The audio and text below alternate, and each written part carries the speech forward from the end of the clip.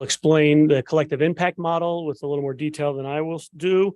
And we'll hopefully have some time for comments by members of the Green Infrastructure Group and other members of the Planning Commission if they choose, and then discussion and question with council and discussion of next steps. So to take it away, as it says in the subtitle of our GI report, Green Infrastructure Report, how do we move the conversation forward to achieve the well-stated goal of the Green Infrastructure chapter, which is to protect, preserve, and promote Lexington's natural ecosystems and green infrastructure as a cornerstone of sustainable development and social, environmental, and economic well-being? This work session aims to provide an opportunity for the City Council to become familiar with the report and the recommended approach, focusing on the collective impact model that can help Lexington implement a longer-term strategy for green infrastructure, and also to obtain feedback from City Council members and discuss our next steps. This started as a catalyst project by the Planning Commission with the reconvened Green Infrastructure Working Group that had contributed to the comp plan. The scope initially was twofold: provide feedback during the drafting of the bike ped plan, and to recommend to Council and Planning Commission how Lexington can achieve the goal, objectives, and strategies established in the Green Infrastructure chapter. Green infrastructure is not entirely a new topic in Lexington. Past City Council initiatives demonstrate how City Council and Lexington residents value our natural resources and open spaces. Examples include funding the city arborist, creating the tree board, the tree canopy study, restoration of Woods Creek and Trail, stormwater retention projects, and recycling programs. We owe a debt of gratitude to our working group, and we are fortunate in Lexington to have their breadth of experience, talent, and interest. This group of 15 experienced local professionals and residents gave their time and energy over the course of 10 meetings, all on Zoom. They also met in smaller groups and organized around the initiatives and contributed to the drafting of the report. The recommendations and suggestions represent the collective wisdom of an engaged and thoughtful working group that knows Lexington well. After initial meetings where we got to know each other better and provide feedback to the bike ped consultants, we started to organize our discussions around the 6 initiatives in the report.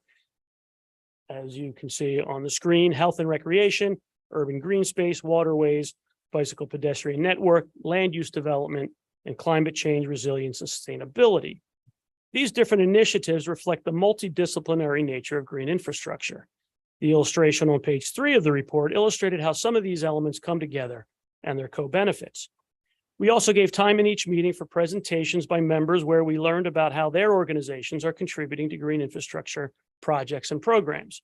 For example, we learned about VMI's and WNL's projects to reduce energy consumption, seek renewable energy sources, introduce LEED standards in new buildings, and the use of best practices in stormwater management, among other initiatives. We also learned about Boxerwood's innovative programs that support local sustainability projects, including Core Works, where you can earn carbon offsets. We also had presentations on the work of the Tree Board, Brushy Hills, and the Natural Bridge Soil and Water Conservation District. As you will have seen, and you can see on the screen in a moment, the structure of the report, the executive summary and introduction includes a definition of green infrastructure taken from our comp plan and also highlights from the report. In the initiative section, the strategies from the Green Infrastructure chapter are organized around the 6 initiatives that form the basis of an integrated approach. Within each initiative is a summary of its value and description, a listing of the relevant strategies from the comp plan, recommendations, and in some cases, a more detailed matrix with suggested actions and potential partners. In part 3, Making It Happen, it's noted who was already involved in green infrastructure activities, explains the collective impact model, as well as potential funding opportunities. And then there are annexes that include educational resources we drew upon. While the comp plan is a statutory document required by Virginia, the Green Infrastructure Report is non-statutory. It's a roadmap to implementing the green infrastructure chapter of the comp plan, using resources within the city administration, community organizations, our major institutions in town, and our residents and businesses. It's a framework, a strategy, and a model for moving forward and keeping green infrastructure on the front burner in a more connected way among different players. The recommendations and suggested actions range from low-hanging fruit to longer-term projects within the 6 initiatives. The report also suggests potential partnerships for implementation. Based on feedback from the Planning Commission, the working group provided further recommendation for initial projects. These are noted in the briefing note.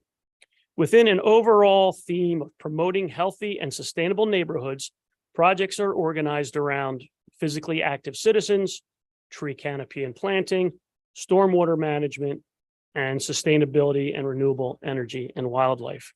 These projects can be prioritized as the partners begin to work together and synergies are created among existing work streams.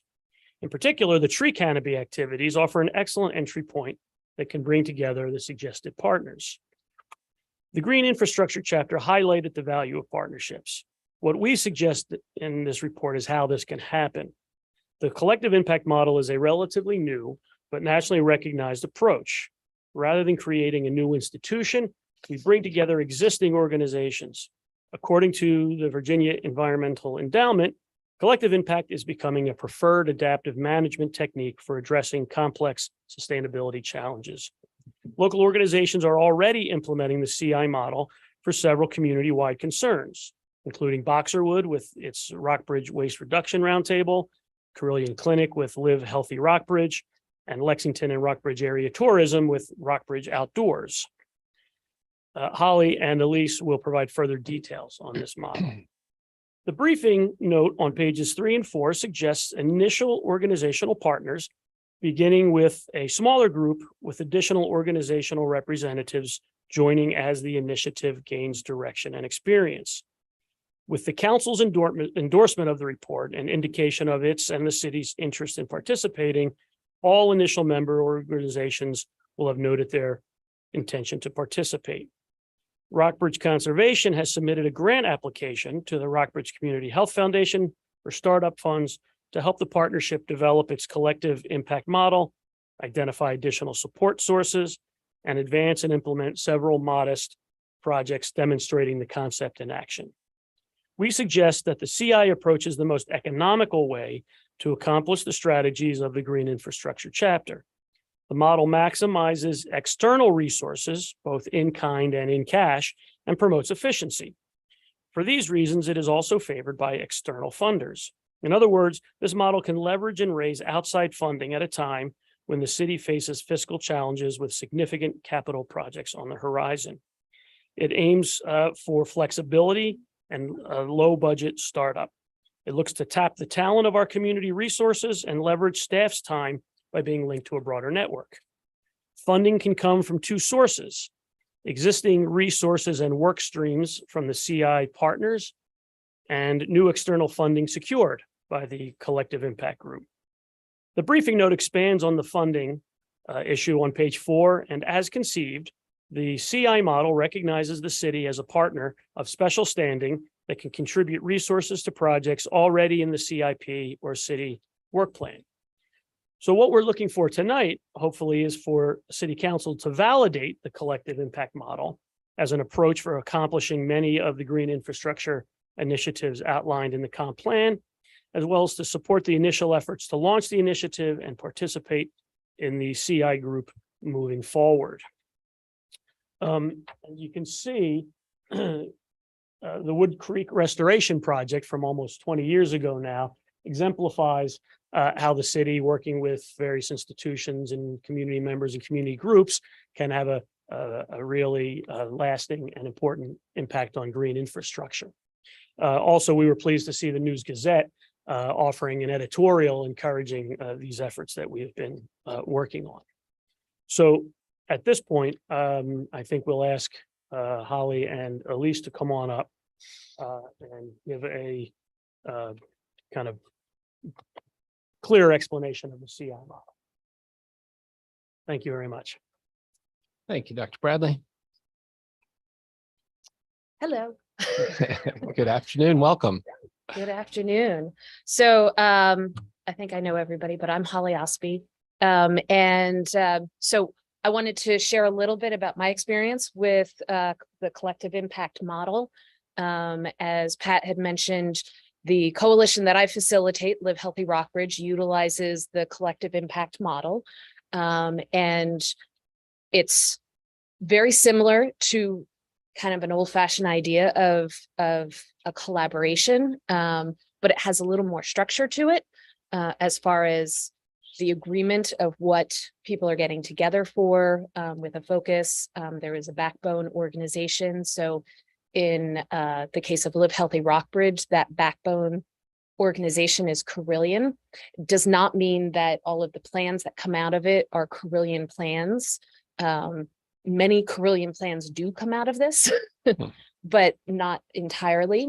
So we develop a community-wide strategic plan to achieve our mission, which is working together for community well-being. And we develop this community-wide strategic plan, and many pieces of it are Carillion pieces that we are doing to impact the well-being in our community. But there are many pieces that Carillion has nothing to do with, right? That our community partners are doing, but we're aware of what each other are doing, and we work together to kind of support what each other are doing.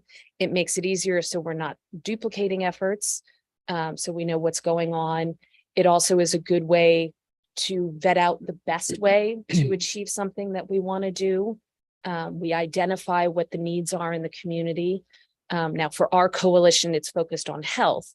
For what we're proposing with the Green Infrastructure Group, health is a component of it, but it's not the entire piece of it, right? So it's just one piece of it. And that is totally fine. With the collective impact model, the core group gets to decide exactly what it is they'll be focusing on.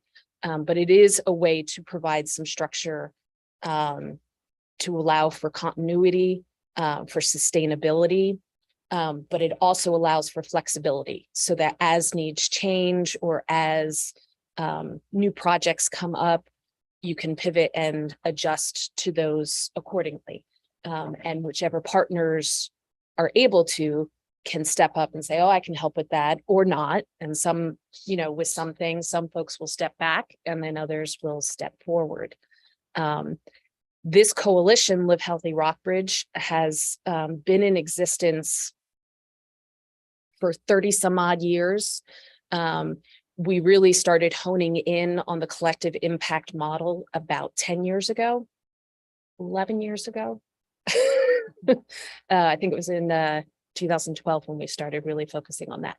So we have kind of grown into this, but we are a very mature, not me personally, but the group is a very mature group and solid, and is something that you can anticipate will be around for quite some time. And that's true whether I'm in the position as facilitator or somebody else, because we already have that structure in place and that pattern in place of coordination. Elise? Elise and Holly show. I'm Elise Sheffield. Thanks for having time for us this evening. I'm the executive, heaven forbid, never, the education director at Boxerwood, where I've been for 17 years. And we first encountered the collective impact model as we were looking for grants for various things.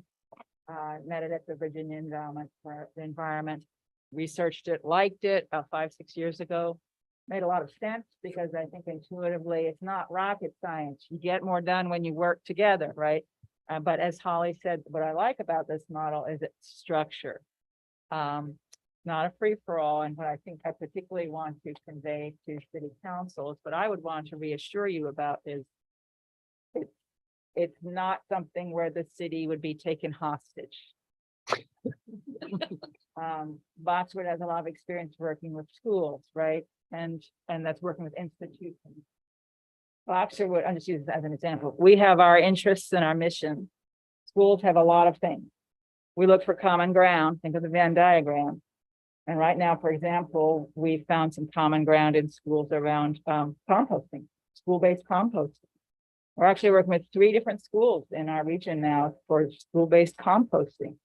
Schools on their own can't do that, but they'd like to for citizen engagement.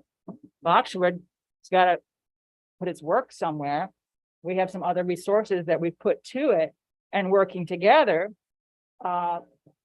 we say, okay, you want this, we can bring our resources and work as a team toward your goal. And that's why I think, what, Pat Bradley was mentioning, the city does have special standing. It is a affiliation of partners, but the city is special. It's your comprehensive plan. It's your staff. But rather than wishing you could have more trees in Lexington, but not knowing how to do it because you only got, your staff is so thin and the resources are so few. Over here in the next corner, you might not have realized that Boxwood is, for example, generating 300 or 400 trees a year through our school programs, looking for places to place them. And that we have other mechanisms that you could even earn those carbon offsets if they were in your system. So what the collective impact model does is pull people together around common interests. And I really didn't mean people, I meant organizations, because that's key. It's not a free for all of people who want to do stuff. It's like the UN. You send a representative, and that representative is representing that organization. And everything that organization knows that you might not know. And you come all together, put it together. So we have two smaller examples of collective impact, maybe just one. I have dreams. And that's the Rockbridge Waste Reduction Roundtable. Unlike Holly's model, our roundtable does not have metrics or goals. We're very young. We were formed so certain organizations would stop stepping on each other's toes and could do more with what we had. So it became an information disseminating entity. But because we started to do that, we're identifying projects where we can work together to advance something no one organization could do. So that's a small scale. We were talking about this earlier. It's very scalable. It can be big or it can be little. So even as a pilot, I always like pilots. Even as a pilot 3-year program with the city, try it out, see how it builds, see what fruits come from it, reassess, doesn't work. We tried something. But what I see in my position as ed director, looking for funds all the time for Boxwood, I'm almost done, is the big grants out there really like to see those partnerships. They really like to see a vision already ready to come into fruition if only funding followed it. NIFWIF grants are an example. There's a lot from the Inflation Reduction Act coming down the pipe that we can't quite see yet. A little bit of money coming down. So it's there. I know about grants, but Boxwood wouldn't go after them. But in a collective, we would and could, and we would prevail. So try to do it in one word, Venn diagram, where interests intersect. And that's efficiency and strength. Good. I hope that was semi-coherent. It was It's much not better than rousing. my No, no. presentation. Well done. Yeah. So we can stand up here and answer questions or sit Yeah. down. Thank you. I was going to say to members of council have any questions. It is helpful to have the analogous organizations or efforts, initiatives that you've mentioned, and your enthusiasm is infectious. So thank you for presenting. Leslie? So you gave one example of expanding the tree canopy. Can you kind of elaborate some more on that? So say that is a project we want to bite off and we already have a tree board. So how does this group work together? Thank you for asking, because I suddenly thought I didn't give the example. So I don't know all the pieces. You know your city better than myself, but I actually had that example here. So let us suppose in the comprehensive plan, which I believe is an aspiration for more urban tree canopy, and particularly for neighborhoods that are undershaded, and particularly thinking about changes we're having in climate and environmental justice and all kinds of things. So that's already in the city's world, right? So you've got a tree board that has certain knowledge in those areas, good knowledge. And yet there's some pieces that have to figure out, where are the spots, and then where are the materials? Where's the funding for it? So I don't know all the pieces, but the pieces I do know is the part with you've got the city, the tree board. Probably, I don't want to speak for Rockbridge Conservation completely, but I imagine Rockbridge Conservation has things to contribute. Boxwood has contact with tree planters They're about 10 years old, but they're skilled. About 200 of them. The Rockbridge Area Master Gardeners who have a mandate to teach, and we have a special connection with some who are tree oriented. And we have a connection to about, as I mentioned, 300 or 400 trees that we're growing through our school nurseries every year. So between that and Boxer with knowledge that schools are looking for project-based learning, I'm just going to give you a wild example. We grew trees, and then we knew the city wanted to do a giveaway, tree giveaway. You got the kids growing the trees, writing the brochures. You have a giveaway up at Lilburn Downing. You have master gardeners willing to help plant the tree with it, and then, homeowners. So it's a residential thing. But suddenly, working together, you've got a sense of collective. That's an example. And if I may, on that, like you just mentioned a whole bunch of different components that could potentially go into it that are already in existence. And the whole point of collective impact is all those partners would be around the table saying, well, I have this and you have that. Let's figure out the best way to do it. So it might be a school project to do that, or it might be something else, but that would be what the conversation would be about at one of the meetings to settle that, so it's that type of thing where you can pull that together. And what, if I may, this is like a show. If I may, what keeps that from just being free floating is that inherent structure and that backbone organization. The one that is not doing all the heavy lifting necessarily, but it is the coordinating entity. It's the dog on the bird. That's okay. Sounds like we've got stuff with trees. Let's make sure those partners are coming together. What's the timeline for that? What's the connection to the city? And in that backbone organization, there are different models. The Rockbridge Waste Production is too tiny to have this. I function as a facilitator for that group. That's your full-time job in your world, right? But in this vision, the model would have a part-time, for lack of a better, coordinator or backbone facilitator. And that would be that person's job to move it forward. Not to do the work, but to coordinate it, right? And be accountable. Yeah, I often joke that I don't actually do much of anything. I just put the right people in touch with each other to figure out how to do stuff. Mr. Alligood. Thank you very much. Several years ago, the town of Blacksburg had a tree planting program. And it got my attention because they talked about planting thousands of trees. I forget how many thousands there were. It was multiple thousands, not just one. And their objective was to work on their canopy question, similar to what we're talking about here. And it was organized over there. I'm not sure what all the details were, but I remember the news item that came out. This has been, I want to say about 3 years ago, two to 3 years ago.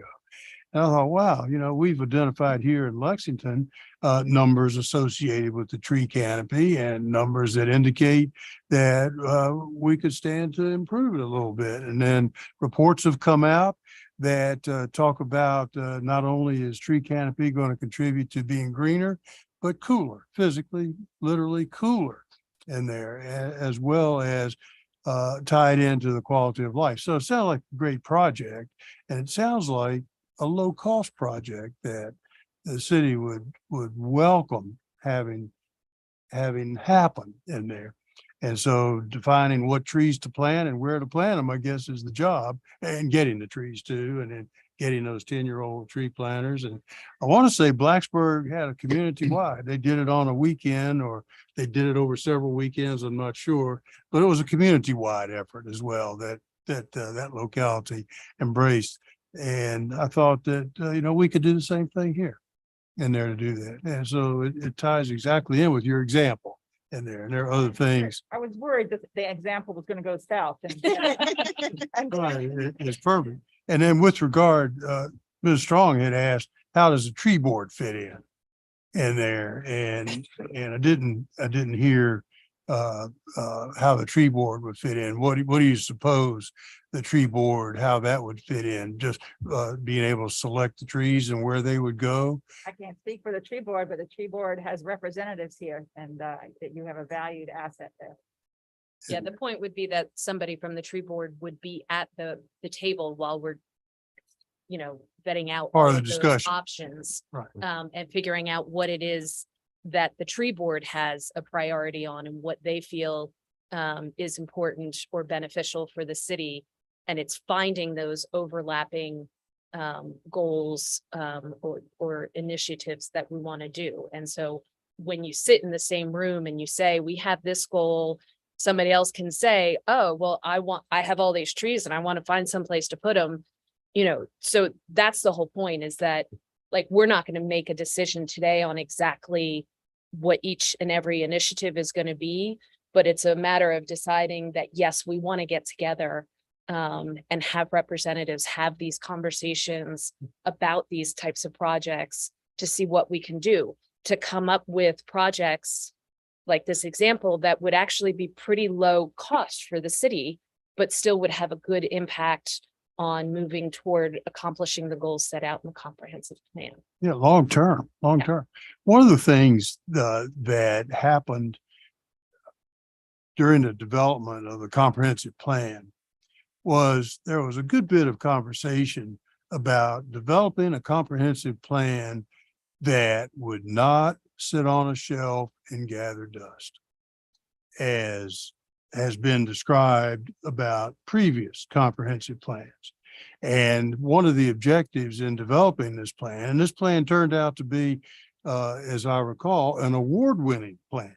It was submitted and was judged and was awarded good stars, I guess, say 5 stars, maybe 10 stars in there, but it was an award-winning plan. And one of the good things about the plan, as I see it, is this green infrastructure group that kind of evolved to fill out the comprehensive plan.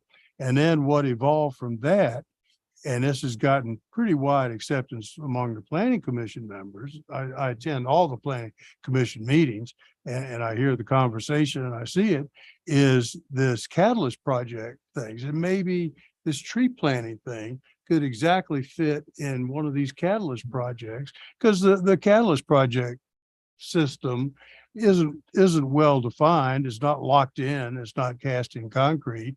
It's meant to be flexible. And I think what you're talking about is meant to be flexible as well.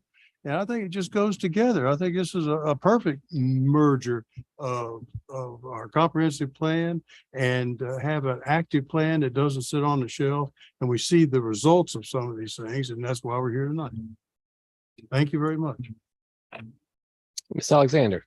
Yes, and sitting here brainstorming about the tree board and knowing that they work somewhat in conjunction with our arborist, and Lexington has a lot of mature trees, some of them so old that the next bad storm we have, they could come down and cause damage.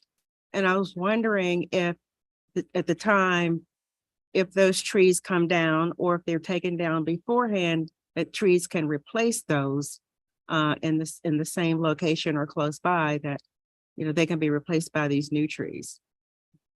That's exactly the kind of conversation that representatives in the mini UN, on the focus of trees would have right around the table. That's the knowledge that other entities don't have, right? Right. And if that's a city prerogative or a tree Priority. board, then the city always has the final say, right?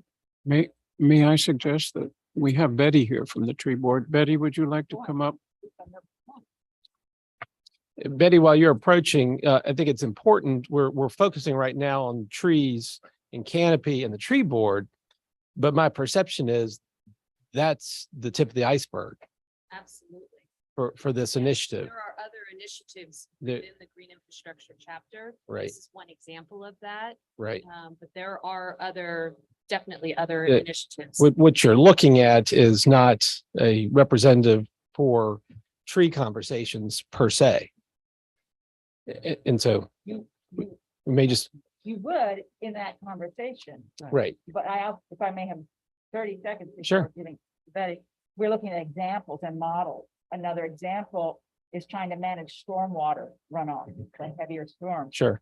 So it happens to be the Natural Bridge Soil and Water Conservation District has a grant program for residents to do best management practices on their piece of land. How well known is that within the city of Lexington? What could a coalition of organizations or even a contact with churches do to disseminate that opportunity that in the end would benefit the city and its water quality? Right, Another example. exactly. Yeah, no, there's a lot coming up here that, and I salute Ms. Alexander's comment. We need bigger trees. We have a lot of older trees. It's a focus of the tree board and the city arborist to look at those older trees, encourage their care and think about their eventual replacement. So, yeah. Thank you.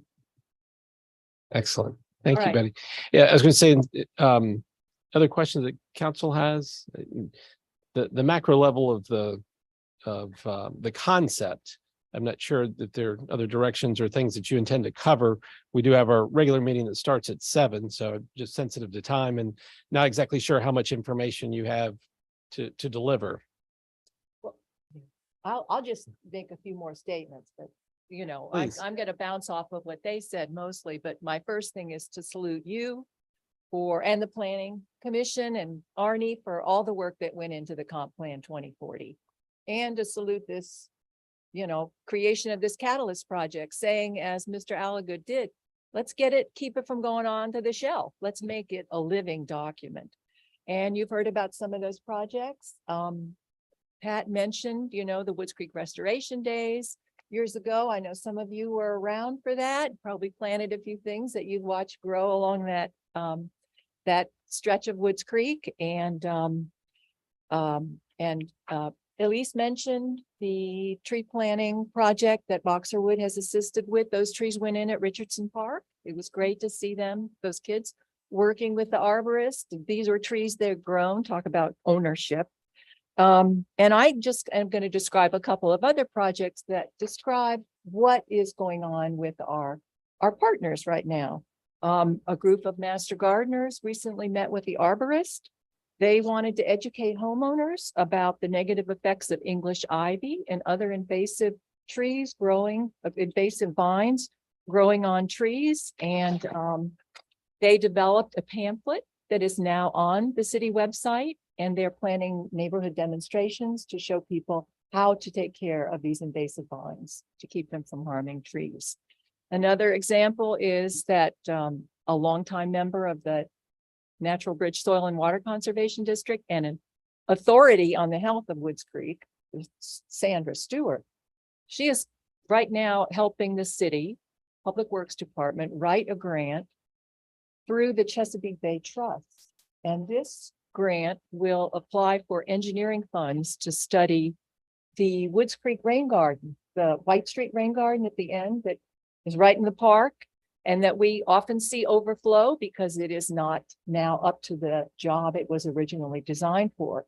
So she is working with Public Works. She's a great grant writer, trying to get a grant for this. These are 3 things we've just talked about: tree canopy, stormwater management, and homeowner education. All things we can do as a city, and all that can be accomplished with the help of partners, and should be accomplished with the help of partners. I know there is concern here that this will burden city staff and taxpayers, that all these partners will be hollering for attention and money and, we need this and we need that. I hope they've reassured you that that is not going to be how this works. And in fact, this is the way we've always worked. This is not a new thing.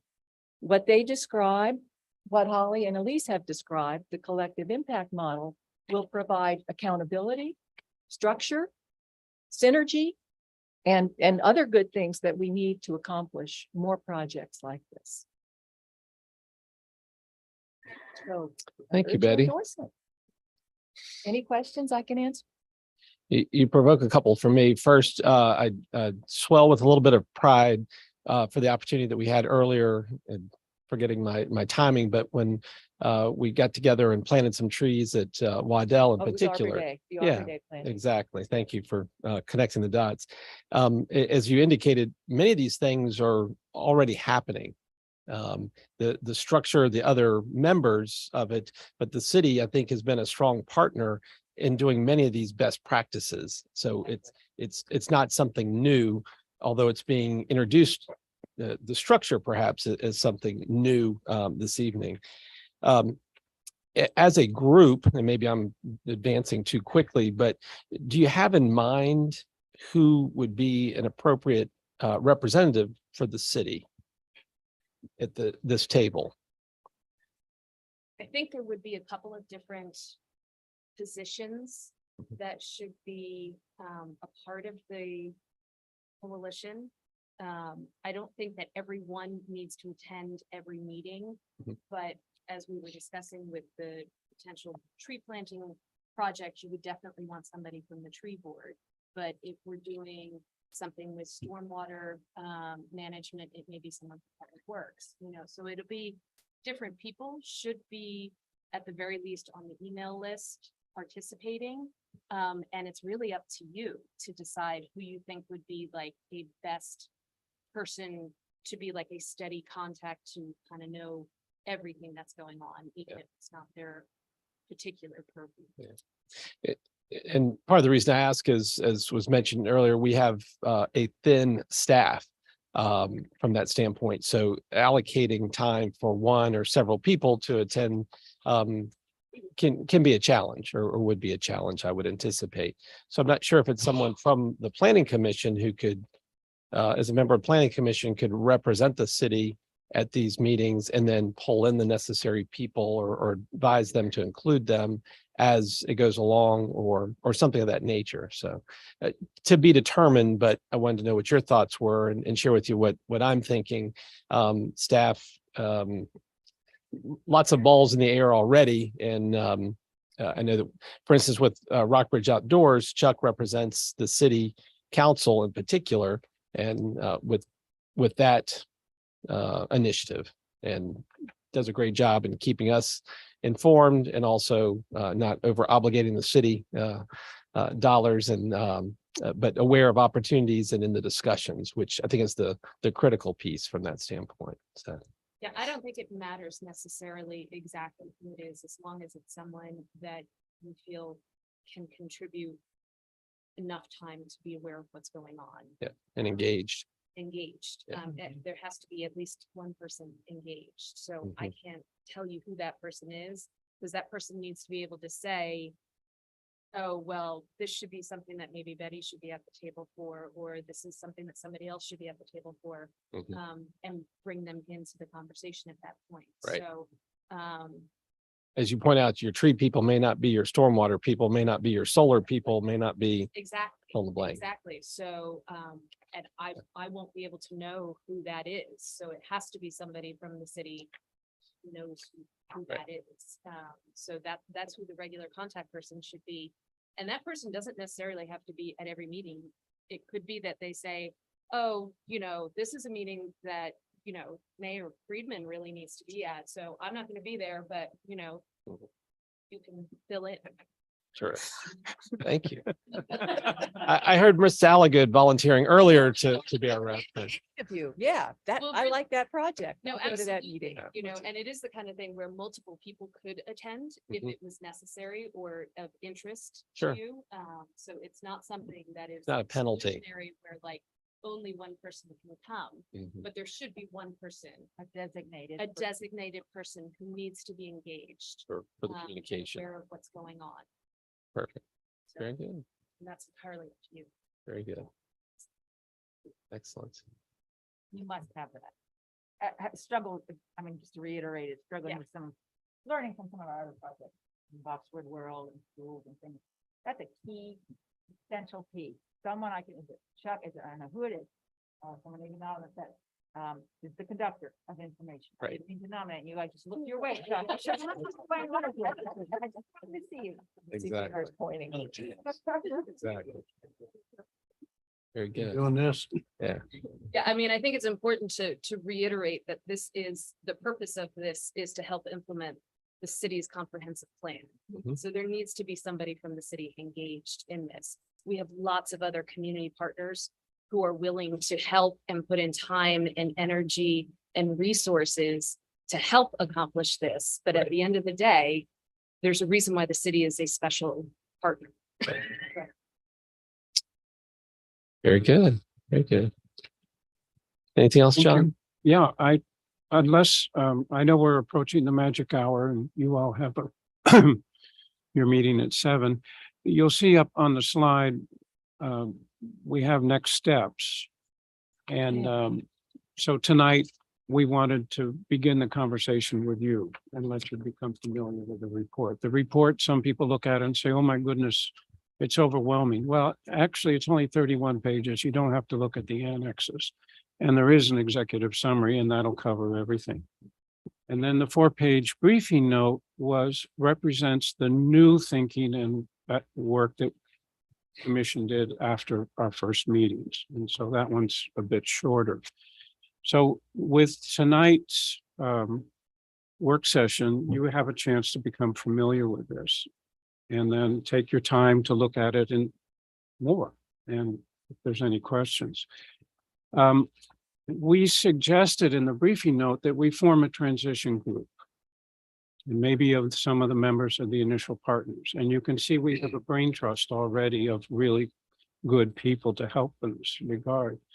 Because in effect, the Planning Commission has done what it said it would do, which is to draft this report as a catalyst project.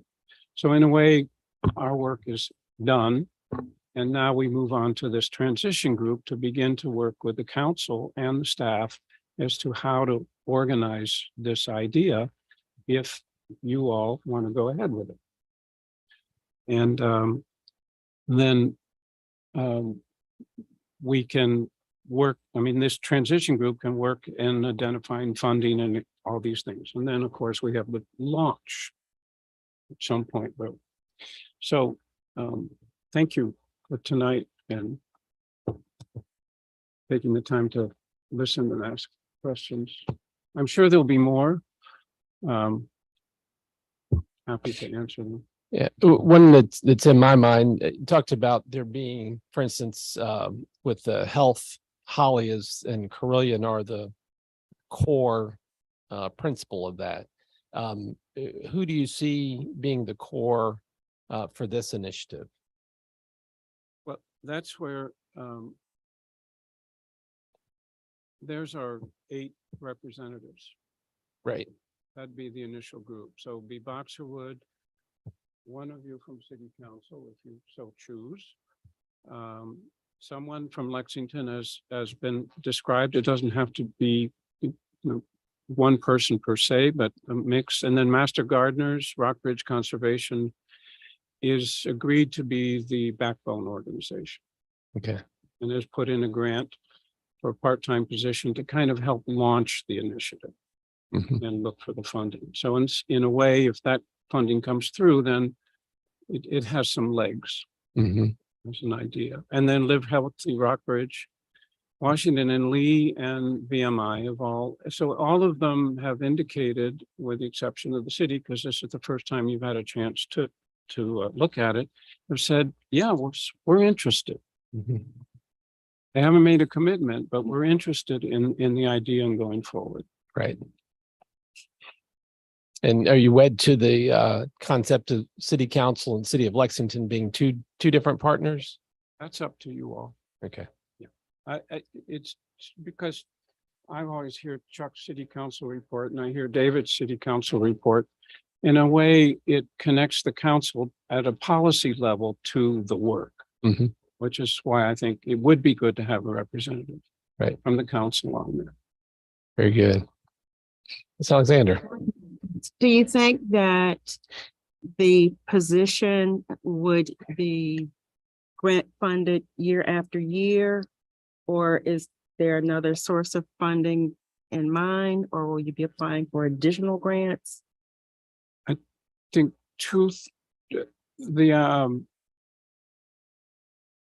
it's a little tricky.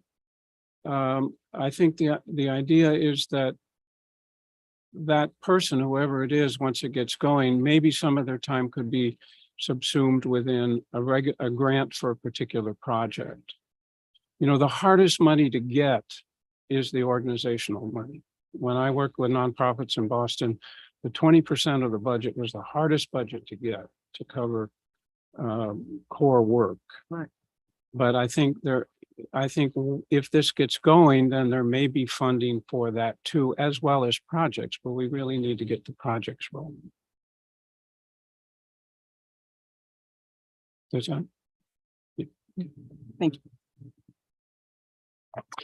Other members of council have questions, concerns, thoughts, motions? I mean, everything that I've heard, I mean, it's exciting, but what I might be, I see it as incredibly beneficial to educate the public about a lot of these items.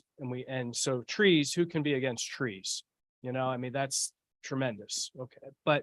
And I like the way that you talked about it being done for the public, that, on private property, people are planting trees, residents are taking advantage of it.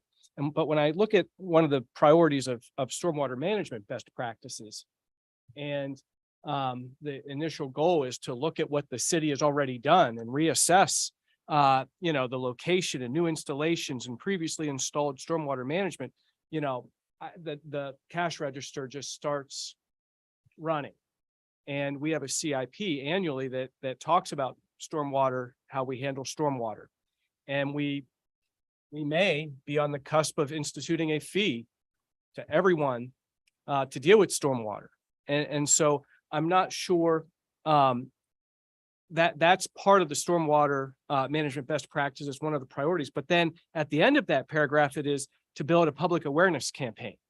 Because I look at, I mean, that's those individuals, I wouldn't want them to be running the cash register to say, hey, look, this stormwater management feature near Woods Creek that you all built 12 years ago for $385,000, it's not working the way it should. And we want to focus on that.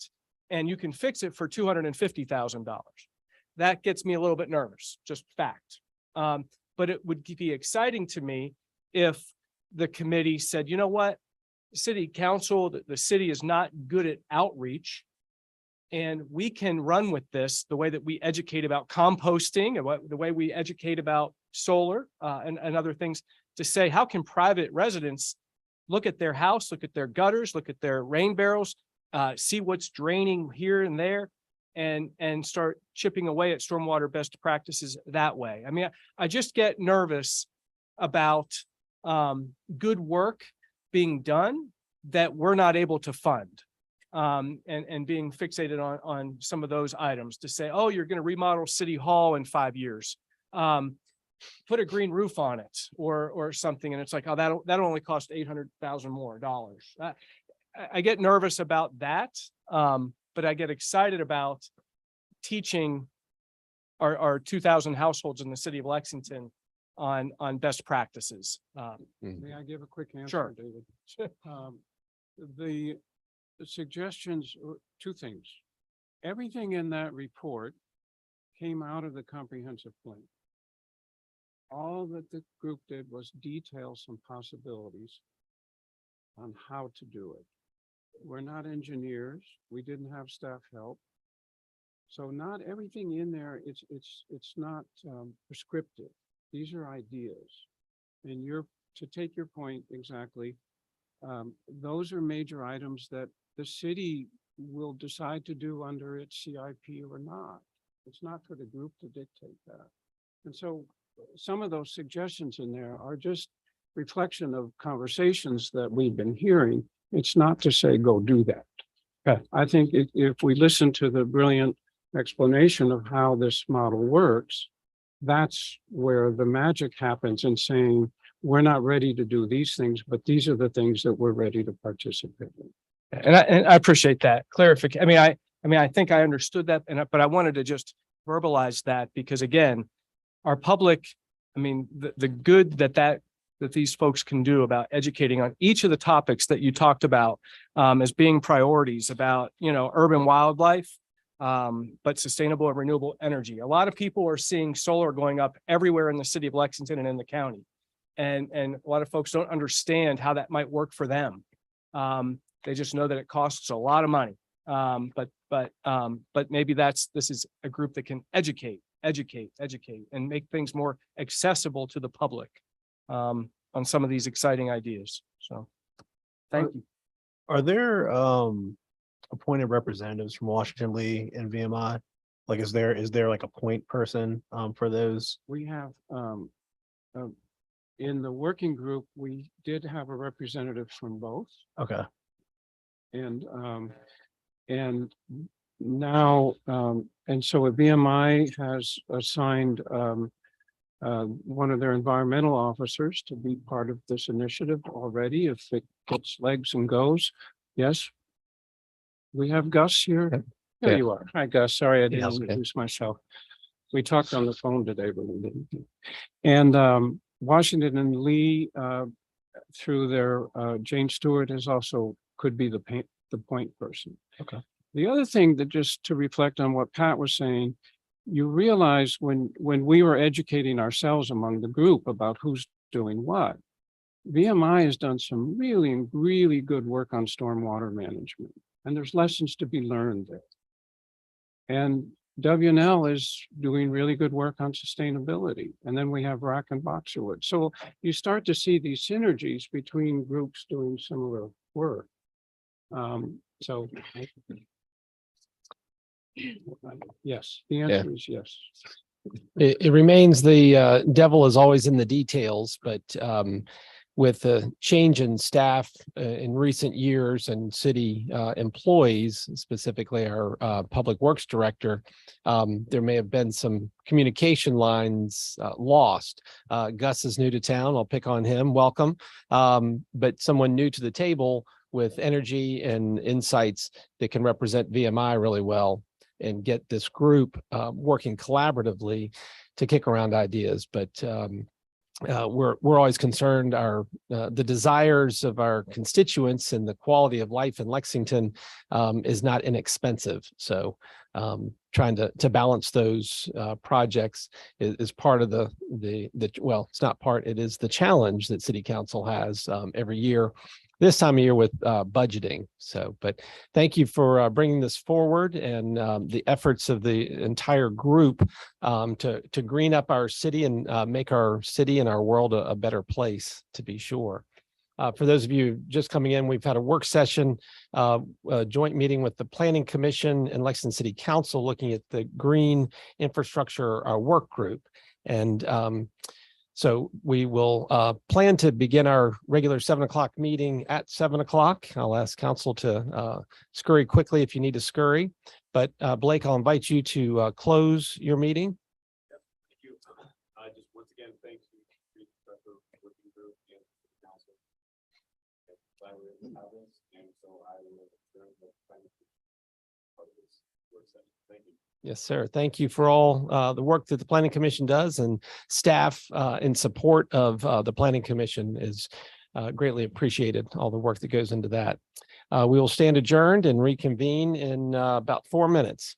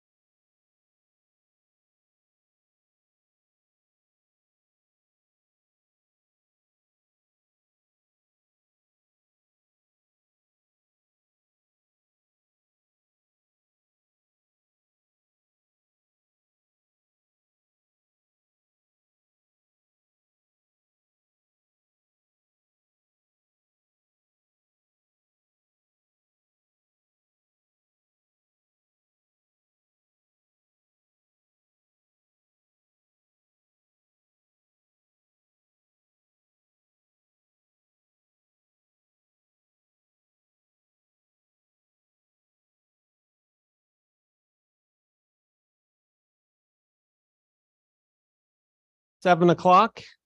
As council members find their seats, we had a work session previously, working collectively and collaboratively with the Planning Commission. So sorry that that ran up on this, but glad that you all are here, and welcome to the Washington Lee journalism class.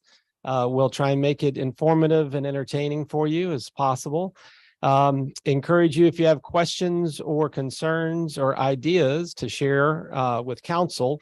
All of us, our emails are on the website at lexingtonva.gov, so you can contact us that way, or grab us after the meeting this evening. As you're welcome to as well. I would like to call or if there's anyone who plans to speak to council this evening, we do have sign-up sheets over here, and I would invite you to sign up that way. And for those of you who don't regularly attend, we have our legal counsel joining us on Zoom. So welcome, City Attorney. Glad that you're with us, and hope we don't need anything from you this evening. So, but Thank you, Mr. Mayor. we'll progress accordingly. At this time, I'd like to call the meeting to order. And the first item is I'd like to invite everyone to stand and join me in the Pledge of Allegiance.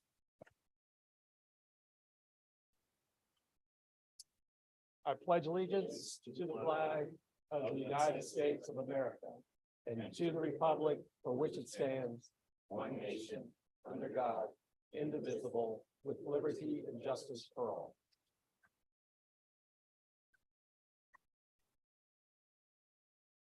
Thank you all very much. Next item on the agenda is consideration of the agenda. And I'm not aware of any additions or changes to the agenda. And unless there's an objection from council, we will approve it as presented. Hearing no objections, it is approved. Next item is presentations, fiscal year 2023 second quarter financial report. And I'll call on the city manager for introduction.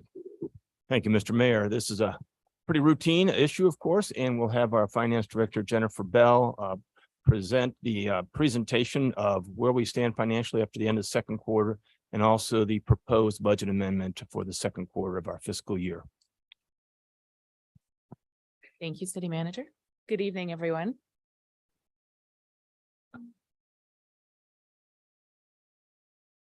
So for anybody following along, I'm going to be starting on pages 6 and 7 of the City Council packet that was online.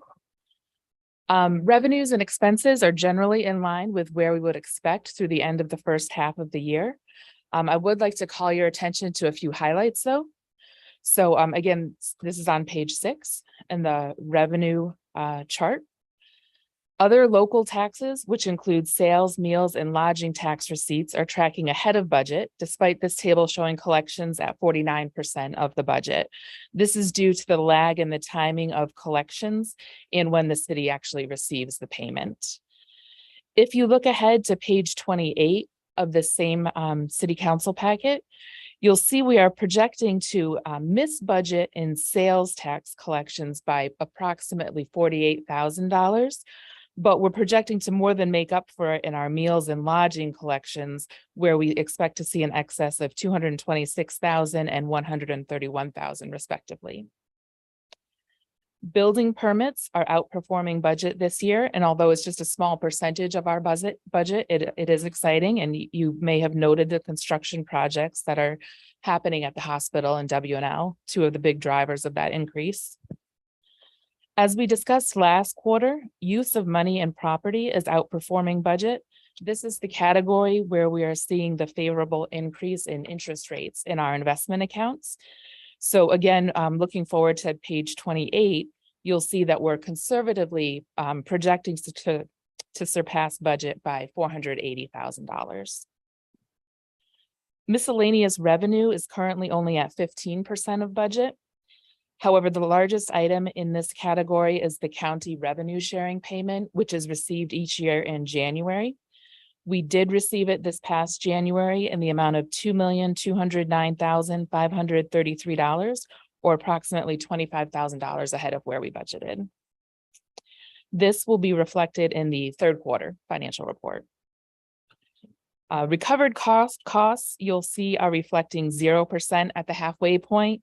However, most of the amounts within this category are actually recorded at year end, with the largest revenue payment being the fire and rescue joint services payment. So questions on revenue? No, ma'am. Moving on to expenses.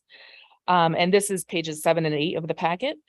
You'll notice judicial administration appears to be tracking behind budget, but the largest expense within this category is billed to us each February. It is the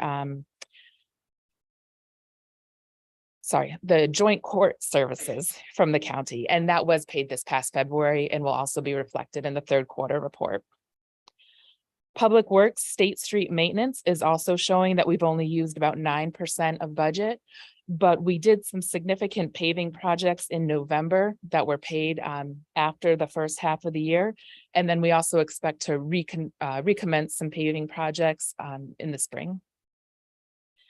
So within this category, we are likely to spend most of the budget through the remainder of the year. Questions on expenses?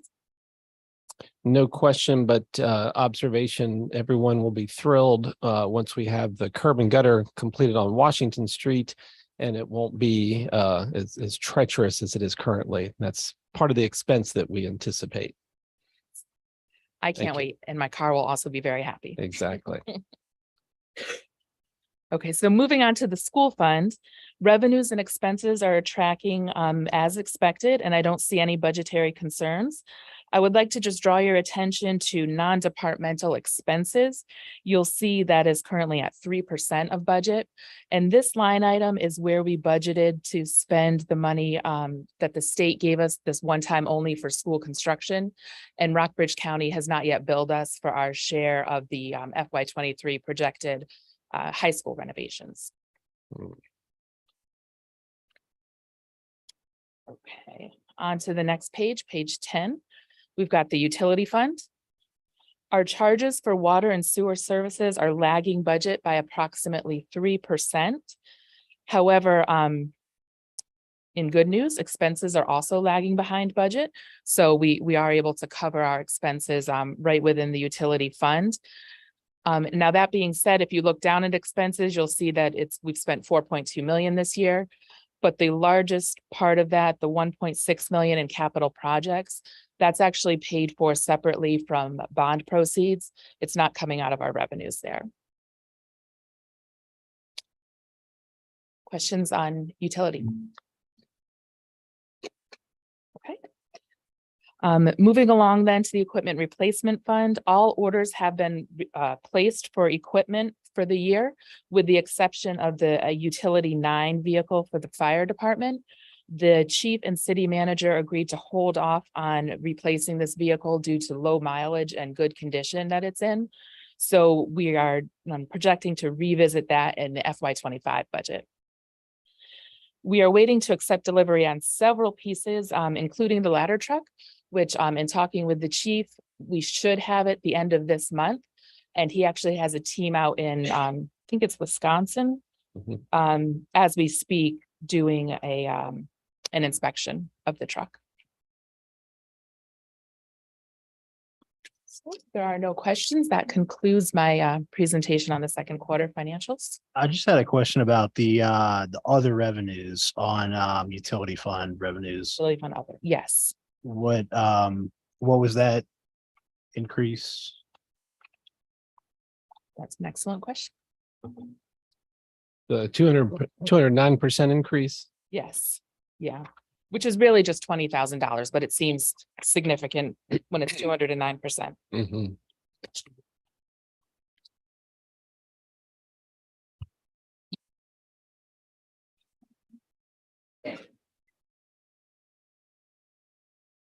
Okay, yes, the majority of that. Oh, no, that's the. I apologize. I have to get back to you on that. It's listed as miscellaneous on my other report, so that's not helpful. Jen, one other question, probably more to the city manager, but either one of you can respond. Just looking at the carried over from fiscal year 22, the Lexington Fire Department SUV, the budget amount was 110,000 and actual cost 140. I know we're staring down inflation, but was there anything other or anything unique with that you recall, or just they're more this year? It's just because I believe, so when we budgeted in FY 23, the chief actually wasn't able to order it because of various shortages. So by the time he could order it at the end of FY 22, the price had increased. Gotcha. Thank you. Stands to reason. Any other questions, City Council? Yes, Mr. Alligood. Just a point of curiosity. A while back, we talked about and we instituted a cigarette tax, and you had reported previously about the cigarette tax. And I was wondering how that is going, and is it static or is it on the increase or decrease? Well, we have the Commissioner of the Revenue here if she'd like to speak to it, but I can tell you that currently we've collected 50% of what we budgeted.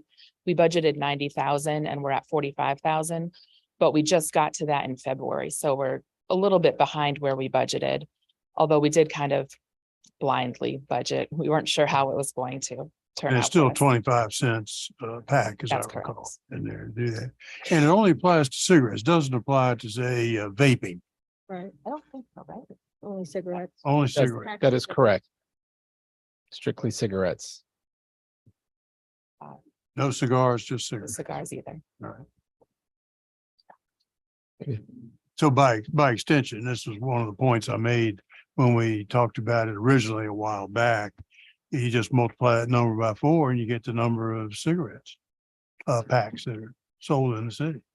So 90,000, 25 cents. So 4 to $1. So multiplied by 4.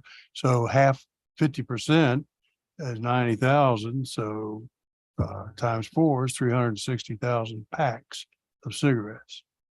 Once all the stamps are distributed. Right, and the stamps go on the packs, but that's how many packs of cigarettes we're talking about for 50% in there. Exactly.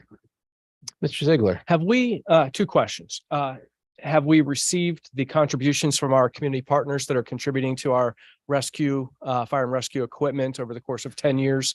And then the second question is, how fast or, how will we surplus when we get the 2 new SUVs for the chief and the deputy chief? And we've got the vehicles that they're currently driving. And of course, the ladder truck, assuming it's delivered on schedule the end of March, kind of the timeline for surplusing the existing ladder truck, and where those funds will fit into the equation, if we think we'll get them in FY 23. So the first question, yes, VMI and WNL both have already paid the contribution they pledged over the 10-year period for this year. And Kendall had also pledged 5,000. And I'm not positive if that's come in yet or not, but I'll double check and come back to you on that. And then as for how quickly we can sell the vehicles, I don't know the answer to that. I assume that we'll be listing them on Gov Deals. I'm in the market for a ladder truck. That's why. Jennifer's correct. We will be listing it on Gov Deals, especially the SUVs. The ladder truck might have some specialized areas where they would, interested parties would look, fire departments all over the country perhaps may be interested in a used ladder truck. And we'll try and sell it immediately. There's no reason to hold it, of course. Thanks. Other questions for the finance director? If not, Jen, thank you very much. Thank you. Is our current, Mr. City Manager, is our current ladder truck fully functional? Yes, it is. The problem we've had is twofold. One is there are elements of the truck that need to be repaired pretty regularly now. A 23-year-old vehicle, of course, of that nature, sometimes replacement parts are hard to come by. You want something that's reliable. You don't want to roll it out of the garage or the station and find out now is the time it stops working. So when it gets to be that old, for a lot of reasons, it's just a good idea to go on to a new piece of equipment before you lose any value at all in that truck. Right now, there is some value for probably smaller departments that might need it. And we also are in a situation where, because of our insurance listing in the community.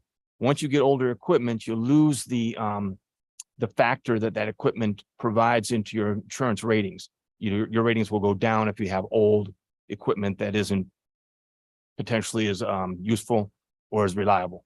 So does that mean our rating improves when we get this new ladder truck? At least it does not decline. I can't tell you that it will improve. I think I recall the chief saying that with this new equipment, it does improve. And the ISO rating for commercial properties in particular is a tremendous savings when it comes to insurance premiums. So, That's all. certainly. For those of you in the audience, it's not applicable, but for some reason, our camera is not working this evening. We are still recording and we do have the audio. So folks that are listening in or maybe looking at this and listening to this meeting at a future time, it's not your computer, it's our camera that's not working. So little technical difficulty there. Next item on the agenda, public hearings, and we have two. The first public hearing is consideration of ordinance 2023-01 that incorporates the budget amendments for the second quarter of fiscal year 2023. Jen. Good evening. Tonight, I'm requesting several appropriations to amend the budget for the second quarter of FY23, and this is on page 9 of the council packet. Within the general fund, I'm requesting $55,496 to be appropriated to the IRF planning grant expenses. This is a pass-through grant that the city was awarded from DHCD. I'm also requesting $250,000 from the FY22 surplus carryover to be appropriated to the capital projects fund to be used for the curb and gutter repairs in the Diamond Hill area. Lastly, for the general fund, I'm requesting $9,004 to be appropriated to the registrar's budget. And this is to cover additional expenses that were associated with the special election that was held in January. I anticipate these expenses will be covered by the excess revenues we're seeing in the interest line in our investment account. Within the school fund, the school board has requested a total of $86,000 be appropriated from their reserve balances. This will be used for classroom painting at Waddell and various equipment replacement at both of our schools. Lastly, within the capital projects fund, I'd like to request we appropriate the $250,000 from the general fund to the budget lines for curb and gutter repairs in the Diamond Hill area.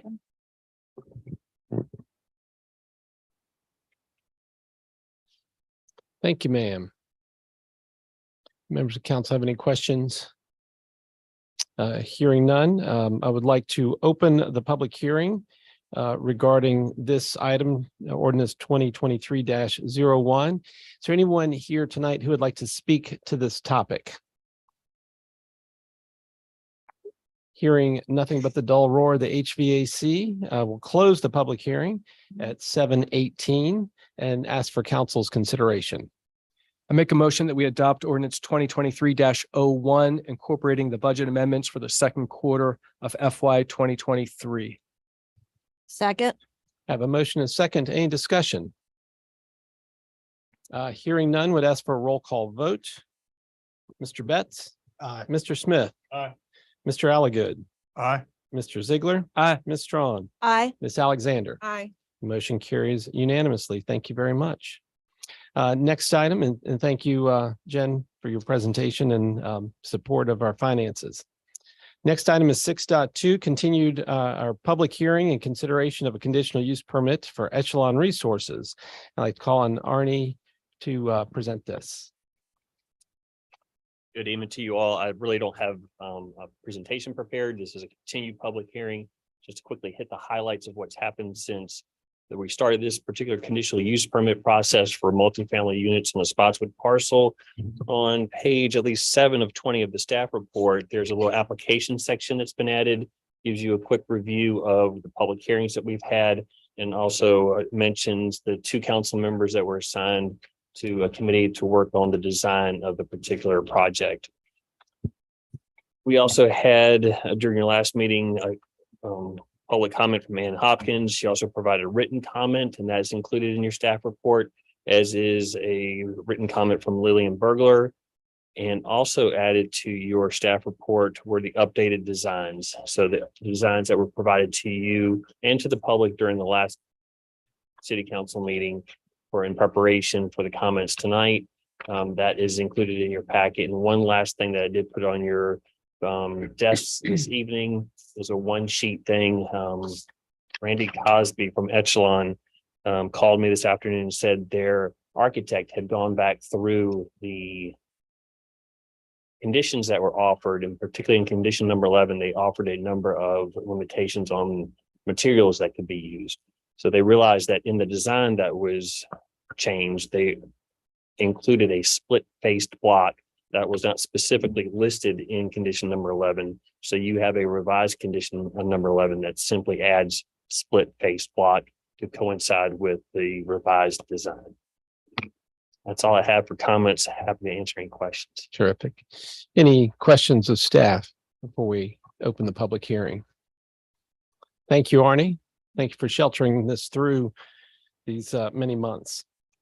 At this time, I'd like to open the public hearing, and is there anyone who's signed up to? Thank you, ma'am. Very good. Glenn Mon, if you'd like to come speak. And are there others that intend to speak tonight that may not have signed up? Very good. Thank you, Mr. Mon. Thank you, Mr. Mayor. Good evening, members of council. Just a couple of items real quickly. I noticed with great interest that council recently issued an RFQ for the development of a 5.5 acre parcel owned by the city that was previously owned by VDOT, I believe. Excellent job issuing an RFQ, a request for qualifications. Interesting also, however, to note that as part and parcel of that request for qualifications, in terms of the evaluation, one of the items to be considered was attractiveness of the project in keeping with the city's historic heritage and the economic and financial net benefits to the city. Also included in that, in terms of the submittal, was the submitter should have a proposed vehicle parking and circulation plan, along with an on-site storm management plan. That now begs the question of why are you doing this with a request for qualifications and not allocating the same resources to the evaluation of this Echelon project? It makes no sense. An issue that I've raised on a number of occasions that I think is critical is the need to do a comprehensive traffic study. We've got an proposed 82 space parking lot, surface parking lot, just for comparison. And this is on with a 24-foot in and out access, one access, 24 feet. By the way, those of you who are not football fans, that wouldn't even equal a first down in football. 24 feet is 8 yards. Onto a two-way street. By way of comparison, some of the other parking lots in this area include McCrum's parking lot in Lexington that has approximately 81 total spaces. The parking lot also has 3 exit entrances, not 1, 3. And then you go down to the firehouse parking lot, which has a total of about 66 parking spaces. The lot has 2 exit entrances to Jefferson and 1 exit only to Main. Jefferson and Main are one-way streets. Spotswood is a two-way street. If the traffic is, it also has other businesses and activities on that street, what is the traffic impact going to be to this community as a result of this development? Moving forward, the city of Lexington, in the interest of the community, should evaluate the entire proposed development in a comprehensive manner. This would include the suitability of the proposed structure for the parcel, the traffic impact on Spotswood Drive, with attention to impact on Hospital and Rara, as well as adjoining neighborhoods, the safety, life safety issue analysis by the Lexington Fire Department and the Lexington Police Department, not Public Works. Let's get the experts in here to give you all some appropriate counsel. If you have any consideration or are nervous that demanding such things from the developer from Echelon for this project, that they might walk away from it. All I can do is provide the sage advice of Kenny Rogers. You've got to know when to hold them. You've got to know when to fold them. You've got to know when to walk away. You've got to know when to run. Thank you. Thank you, Mr. Mott. I greatly appreciate you being here and sharing those observations with us. Is there anyone else who wanted to speak to this topic tonight? And not aware of any. I'd like to close the public hearing at 7:26 and ask for council's consideration. I move to approve conditional use permit number CUP 2023-01 to allow the construction of up to 62 multifamily on the 62 multifamily units on the subject parcel and development on the subject parcel. And development must be in substantial compliance with the 11 conditions offered by the applicant in the project narrative and in substantial compliance with the concept plan as submitted. Second. I have a motion and a second. And again, our purpose this evening is to address the conditional use permit application from Echelon and invite any discussion council has before we take a vote. I'll just ask Arnie, did the fire department review the plan? Fire department will review the plan during site plan. A lot of things that were mentioned a short while ago are all site plan related details and not so much about the use of this parcel, which is a conditional use permit for the multifamily. Yeah, that actually would help. Will you explain the process? The next step in this process, or what we're trying to approve now, is the use. It's a conditional use permit for multifamily units. In other words, apartments. Conditional uses are presumed to have a greater impact than by right uses. And therefore you have the ability through the review of a conditional use permit to put conditions on a parcel. The applicant even offered a number of conditions in this particular case. So what you're approving tonight would be the ability for the developer to go forward with multifamily units. And then the next step in the approval process, which would go to planning commission and not come to city council, is a site plan where the specific conditions, the size of the water lines, the width of the drive aisles, whether or not the ladder truck can actually access the front of the building. So yes, we did send out this particular review to all the members of what we call the design review team meeting.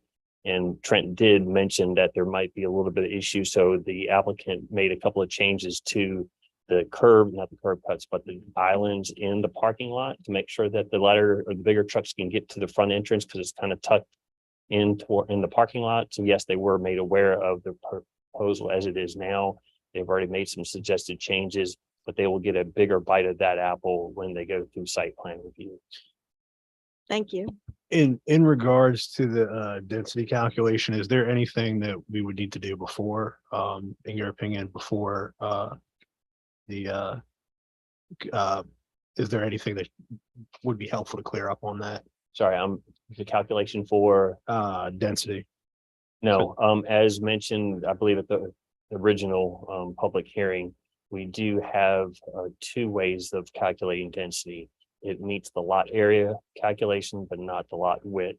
And that's already, as I believe was suggested, it's already been put into what we call the hot file for review for the next zoning text amendment. I do not believe that you have any issue with being able to go forward tonight with an approval because this is a legislative act. You have a lot of latitude in that legislative act. And to maybe perhaps reiterate, if this was just one criteria and you only measure density one way and it was in violation, we would not have brought it to you. It had to have gone to the Board of Zoning Appeals for a variance. So that was not necessary. So in staff's opinion, at least, it meets your criteria for zoning and you can, or you have the ability to approve it to this evening if you so choose. based on a conditional use permit. Right. Okay, thank you. And just to confirm this concept of this particular CUP conditional use permit, one could say it does conform with our comprehensive plan that specifically identifies this parcel on Spotswood as an opportunity area for the purposes of higher density housing and to expand the city's tax base. I mean, literally, that's what it says, right? Correct. And there's even, I believe, more specific language in the previous comprehensive plan. So in the comprehensive plan for decades now, there has been an indication that there should be development on this parcel. And of course, when the city took possession of the land in the mid 1980s, literally the court order said it was for the development of this land, right? Well, I believe that is the direction or interpretation that you've been given by the attorney's office. Yeah, Yes. that was the signed document by the judge and the cemetery board and the city council at that time. So thanks, appreciate it.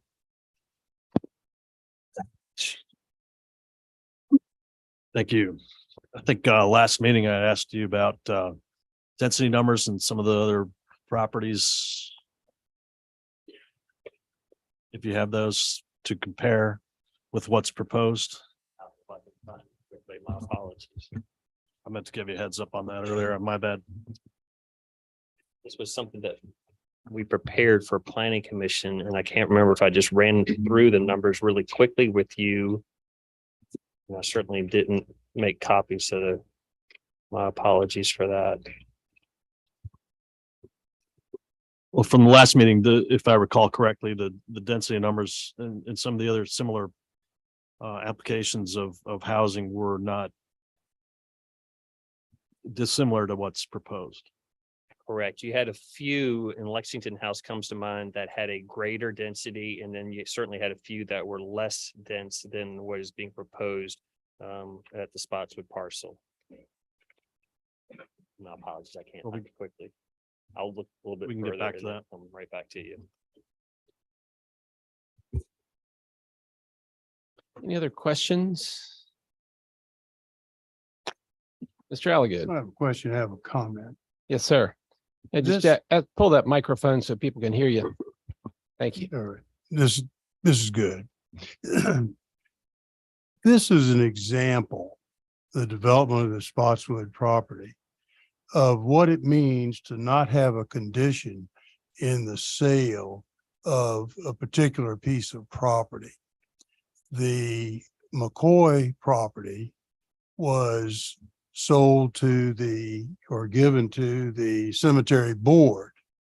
And one can only imagine that if property is taken by the cemetery board from an estate, that there is an implied intent on the part of that estate that the property would have been used as the cemetery. I know this has been through the judicial process, and I know I'm on the short end of the stick on this thing, but it points out that this particular property did not have a condition associated with it. It may have been implied, but it was our legal interpretation, and this is what I'm sad about, is that the property, because it didn't have the condition, is not bound to be used for the cemetery, even though it was given as cemetery to the cemetery board. And that's one of my big gripes. So people a long time ago, they had their property that ended up giving it, and I know it was term market value. Right, just to clarify, it was not given. It was It was market sold, value, right? It was sold. with no dollar amount specified as to what market value was. But it wasn't given, It wasn't given. I'd stand just to correct clarify. in there.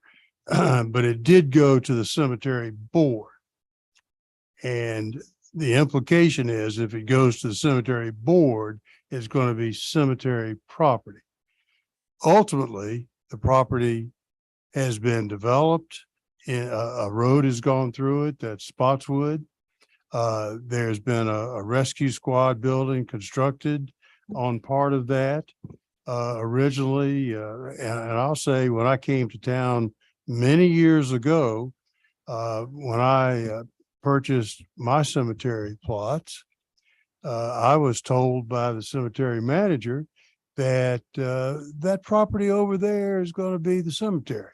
That was believed by them at that time. But at that time, apparently it had been what was the year it was judicial review on this? It was in the 80s.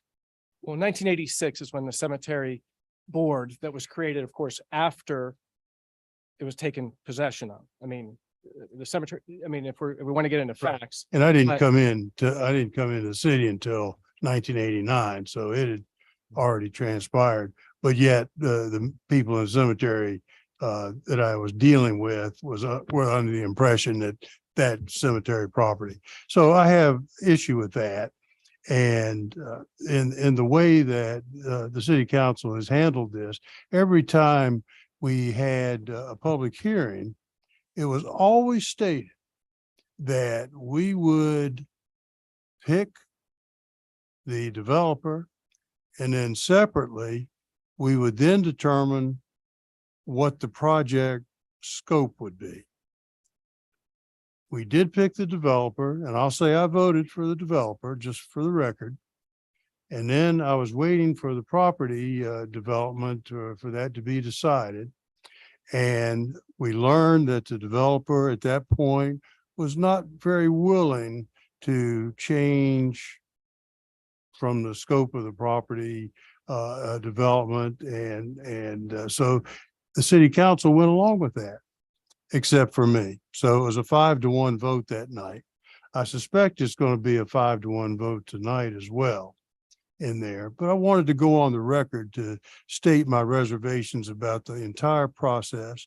The original going out for the developer to find out where the interest was for this property, I thought should have included reference to the comprehensive plan.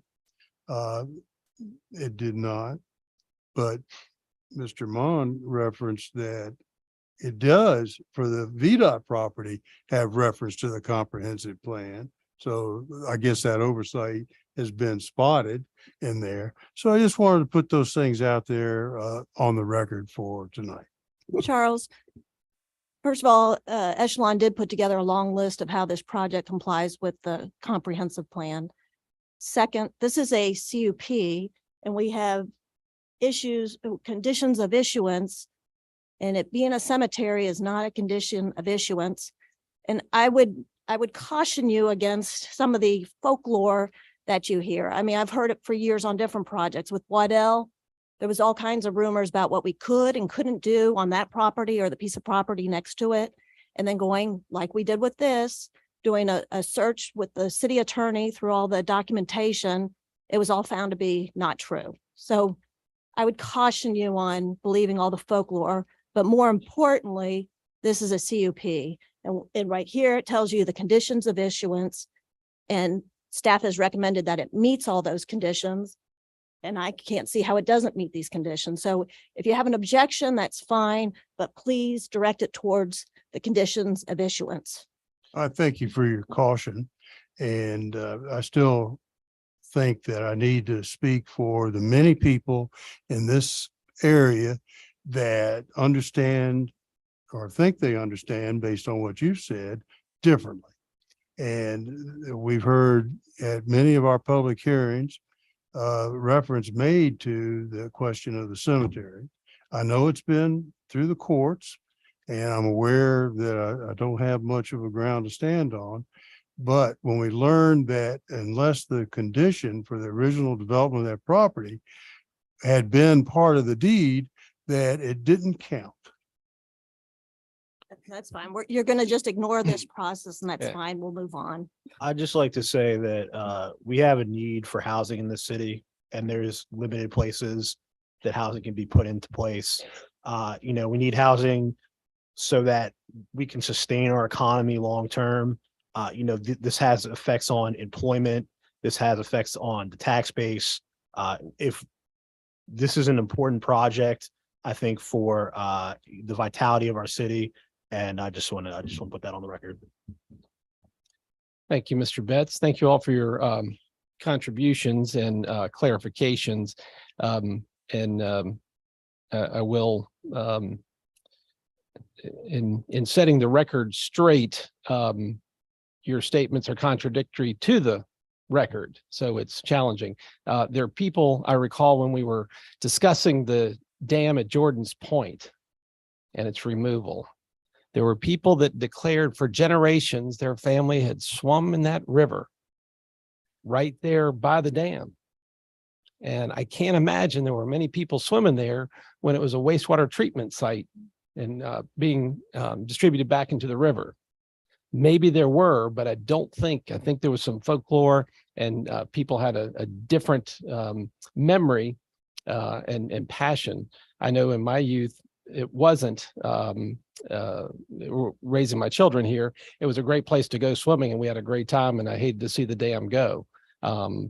So people sometimes cling to what they wish had happened, but when you go back through the documents and through the elements, and as you stated, there was no condition that was sold to be cemetery property.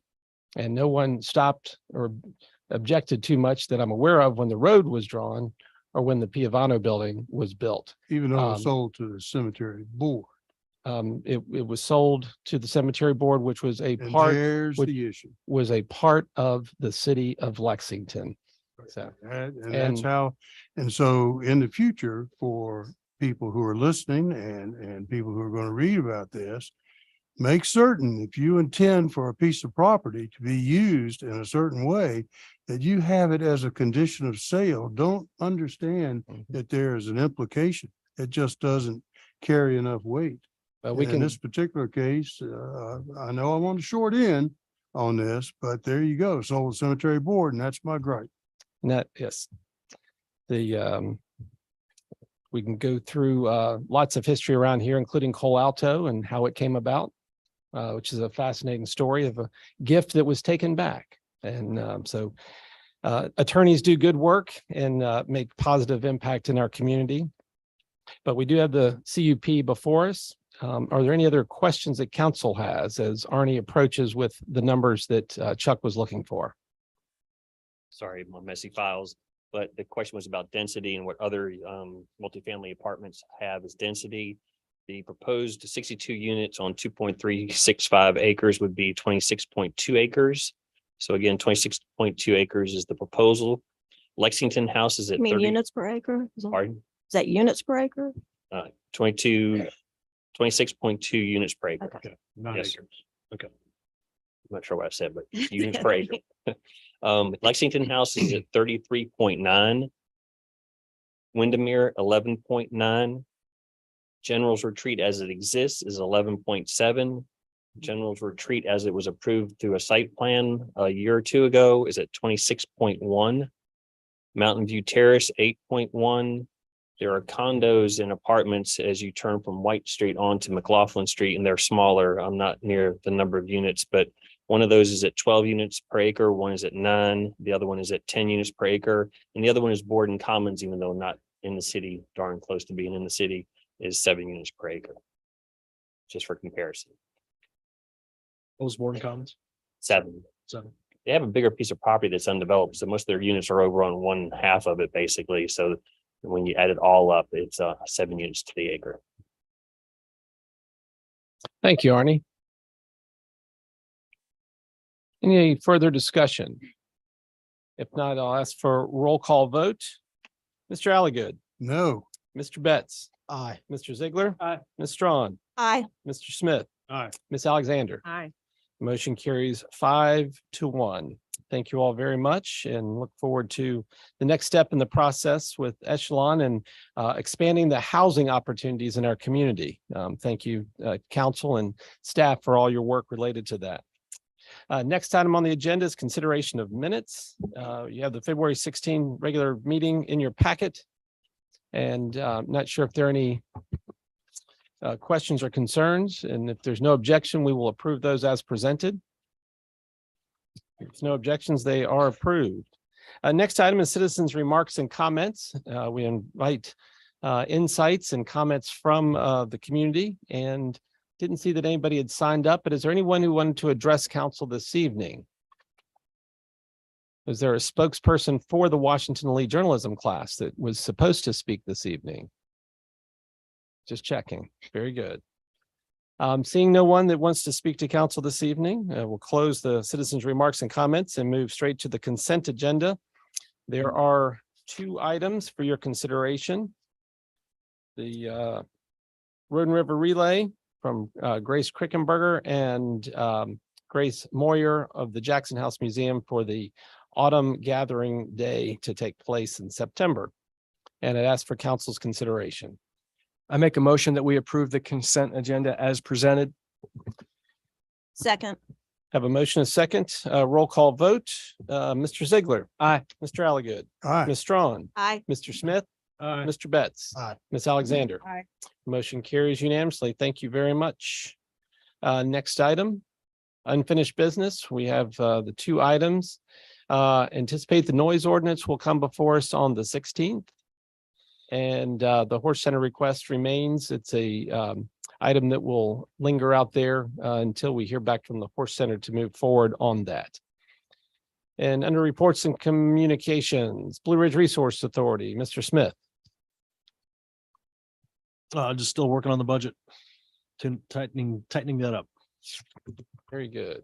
Thank you, sir. And do I recall the last meeting you mentioned there could be a rate increase or? Proposed rate increase of $1 per ton at the base level. Very good. Main Street Lexington, Mr. Smith. Did participate in the Economic Vitality Group earlier this afternoon. Part of their programming is using QR codes to distribute traffic, foot traffic down side streets and identify businesses and what they can offer to those potential purchasing people. Main Street had their board retreat last week. I was out of town, but did not get to participate that, but be happy to send along a summary of what was accomplished. Terrific. Do you have any updates on the Triangle project? Still waiting for the beds, for the raised bed planters to arrive. We're just still waiting. Supply chains on a boat somewhere? Yeah, somewhere. Maybe stuck in California. We did receive through the Lexington Garden Club a $1,000 grant to help with those plantings once the planters arrive. Terrific. Thank you, sir. Planning Commission, Ms. Strawn. Sure. Planning Commission met last Thursday on February 23rd. We had a boundary line adjustment application for parcels on Pickett Street, and that was unanimously approved, and that'll come before council at our next meeting. And we had a site plan review for Brubaker Field for the changes there, and we unanimously approved that. So that included the pavilion that we heard about, equipment storage shed, and a new batting cage. So very exciting things going on at Brubaker. And then we continued our discussion on the zoning ordinance amendment for accessory dwelling units. And that's all I have unless there's any questions. 2 questions. Will the batting cage be in the same location as the old batting cage? It actually just rotated, and where the old batting cage was is the new equipment storage. And okay. then the new batting cage will be kind of 90 degrees from there. Okay. Going towards the new field or towards Towards the outfield? property line. Okay. So the old batting cage was here, Mhm. now it's here. Does Okay. that make sense? I see it in my mind. You will see the drawing at our next meeting. And you mentioned, was Oh, it, wait, you won't see that one. Sorry, you won't see that one. We already approved that. You'll Okay. see that. did you say Pickett Street? Right. The Kirshner's property. Ah, They have 2 lots and they just want to adjust the boundary line so that there'll still be 2 sellable, buildable lots. okay. Terrific. Thank you. Part of their house kind of encroached on one of the lines. Gotcha. He was talking about the trees. Yeah, he wanted to save some move to trees save too. the trees. Right. Very good. Thank you, ma'am. Regional Tourism Board, Mr. Betts. No report. Thank you, sir. Rockbridge Area Recreation Organization. We did not have a quorum to meet yesterday, so we will meet March 8th at 6 p.m. But we do appreciate the work of the Planning Commission to approve the plan. Chad Coffey and myself were there at the Planning Commission last week. Chad, our executive director, did a nice job presenting, answering some questions, and we're going to finally get the storage that we want. The rebuilt and modified, shifted batting cage will actually, the one that's there now has fallen apart, and it had a concrete floor base. And of course, anyone that knows how to, hits, you ruin every single baseball as soon as you scuff it on concrete. So the new, flooring, ground, maybe synthetic turf, we're just going to improve that for the whole operation. And of course, we're very excited about the timber frame that was approved. And there were great questions from the Planning Commission, and we appreciate that. But FTX coming up very soon will be taking on that project. So we appreciate the work of the VMI cadets and of course, Greg Mullen. Yeah. Relative to the Brubaker complex, the old snack bar, or is that still just being used for storage, or are there any plans to fluff and buff that? There are plans to fluff and buff that, but to do it right, we can't just run in there and start tearing things out and putting new things in. And so it is something that anything that Chad Coffey does and that we authorize, we're working with the city to make sure it's done the right way. Terrific. But it is, we realize that having concessions at youth sports activities adds to the event. And it is a goal to get those concession stands working or have something there. It's definitely a goal. We talk about it a lot. One of the joys of Little League Baseball, I recall, especially in Augusta County, were the snack bars where they had fried bologna sandwiches and French fries and good soul food for you between games and what have you. So that was not necessarily nutritious, but kept the energy of the players, to be sure. So hope that we can embrace some of that with some healthful items. Mr. Smith. This is related. Chad gave a presentation to Rockbridge Outdoors meeting we had on Wednesday, and the main part of his presentation was sort of a call to arms to help out with serving food or cooking food or donating food for the volunteers that are going to show up for this timber frame construction, which will happen at the end of the month. So just put that on your radar. I'm sure we'll hear about it in the next meeting, but right. In fear of jumping ahead on it, I thought it was worth mentioning. Yeah. For the WNL students, FTX is field exercises that VMI embraces. The whole corps goes out and does different projects, much like service projects that fraternities and sororities and other clubs at Washington Lee do. So if you're volunteer minded, our youth sports can always use coaches and referees. It will change your life in a positive way, and is always welcomed and enhances your education at Washington Lee. So consider reaching out to RARO or city staff if you're so inclined to volunteer and participate. Thank you, Mr. Ziegler. Next item on the agenda is threshold. Ms. Alexander. Yes, threshold met on February 22nd. There was follow-up discussion as a result of an inquiry that was made at the last meeting to determine if a program like Lynchburg's vacant property registry could be used in conjunction with Lexington's vacant property map.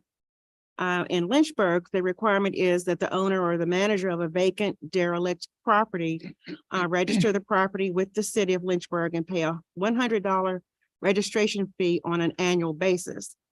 It was also indicated that they send out a reminder notice before the annual registration date, and that there's a $200 civil penalty for failure to register. And the Lynchburg Code references the state's definition for vacant, dilapidated, and blighted properties. So there was much discussion about this. The discussion included that in Lexington, not all vacant property is developable. Also that properties with delinquent tax delinquencies and unknown ownership are challenges here. And There was some support, but there was the reluctance to support a registry like that here. So it's good news to say that I don't think that Threshold is going to be coming to council requesting civil penalties for vacant and dilapidated property. So no worries. But we are going to continue to work toward the encouragement of development in various ways in the city to help bolster the potential for affordable housing opportunities as they occur. So what we're going to do next is develop a letter to possibly go out to potential people that this relates to with vacant properties that would be kind of investigative in nature, to ask them for feedback about their properties and how they will go about any plans for their property, if they have any plans for their properties. And this is going to be before we get the housing study results back. This is to get an idea of what people plan to do, but at the same time, gently talk about what Threshold and what Threshold does. But this is in no way, going to impact anybody financially that I can foresee. We also talked about a program in Pennsylvania that's a partnership between a community improvement center, United Way, and a local college there, and the county and city governments in Crawford County, Pennsylvania.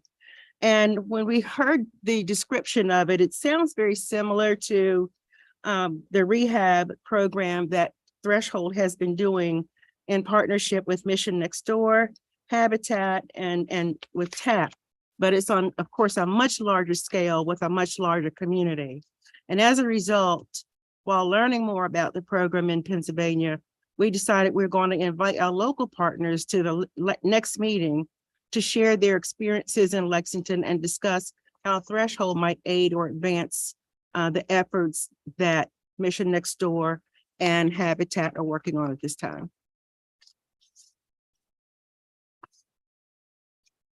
Thank you, Any Ms. questions? Alexander. Any questions? Yes, Mr. Alligan. A quick question. When Lynchburg was talking about the $100 fee for derelict property, no taxes were being paid on that, and so the $100 fee would be the only revenue the city would get. It's my understanding that people were paying their taxes, but they needed a registry for these properties, and they were charging them an additional fee for that being on that registry. Okay, thanks. Thank you.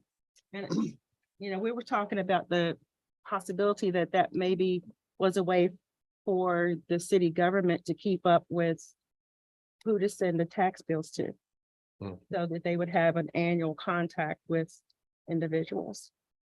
Right, and we took care when we did our amendment, when we did our ordinance not that long ago, this past 6 months, I'm saying, we took care of who to send the tax bills to. The contact person was specified. It wasn't let loose if you can't find the owner. It was whoever's the last person on the tax, the Commissioner of Revenue's records, I think. So we already took care of that. I'm not sure I'm tracking with you. I mean, we have people or have parcels that no one's paid taxes and people are deceased and there's no clear heir for the property. So there's no one paying taxes, and the city is frequently going and tending to the lots. Right, and we passed an ordinance here that addressed derelict properties, properties that needed things needed improvement on the property. Correct. Maybe they were vacant as well, and we defined who the contact person was going to be in that ordinance. Certainly. And Certainly. that's what I was linking this. Very in there. good. So we're kind of there already with what this $100, and that's we're not with a registry though. Well, when it came up as a possibility, staff investigated what the policy was in Lynchburg to determine if this was something that whether Lexington would need or be interested in. But we did not want to impose any additional fees on our citizens. Because they're already tax-paying citizens and owners of property. Right, and we have that new ordinance that fits. Right, and I didn't want to come to city council to ask for that either.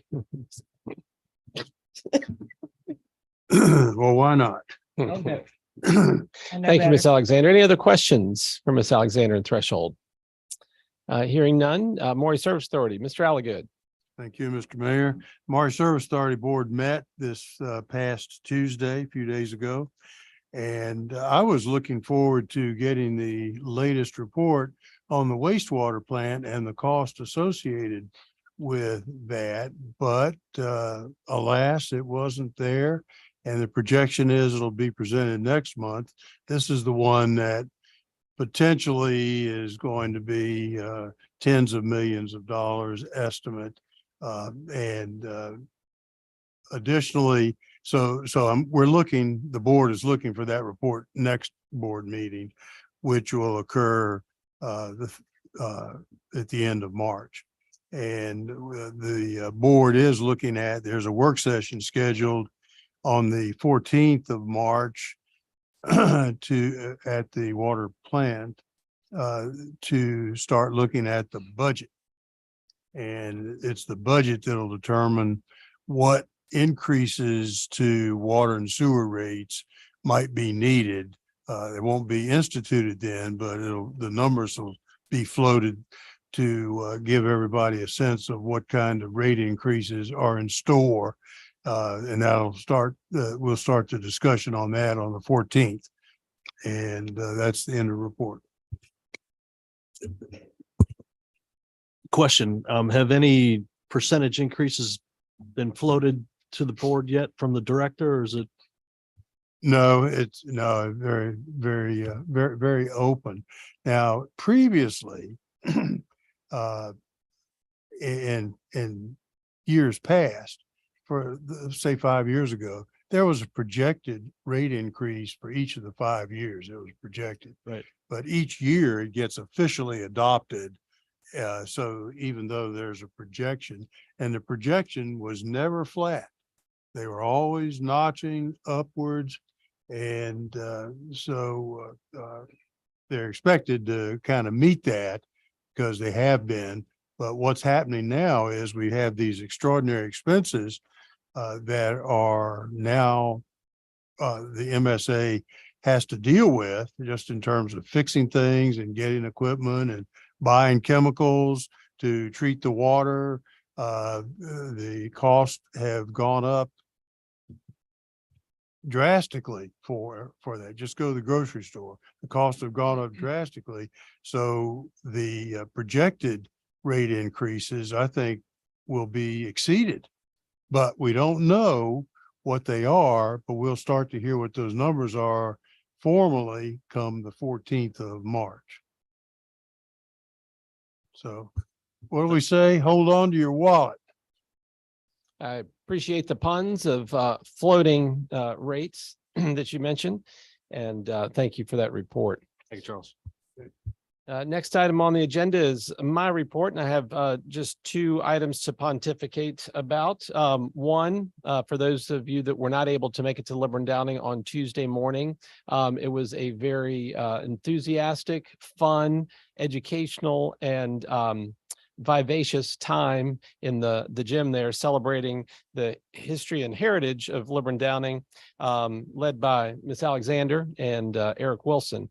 Very well done. It was fun to revisit the school song, which I told Miss Alexander I remember it vaguely from my days at Liber and Downing, but I'm looking forward to that school spirit picking up and fellow proud Trojans in the future. So thank you for participating, and thank you to Eric Wilson and his work in collaborating with that. The other item is I wanted to alert you. I received a letter from Dan Lamb. It is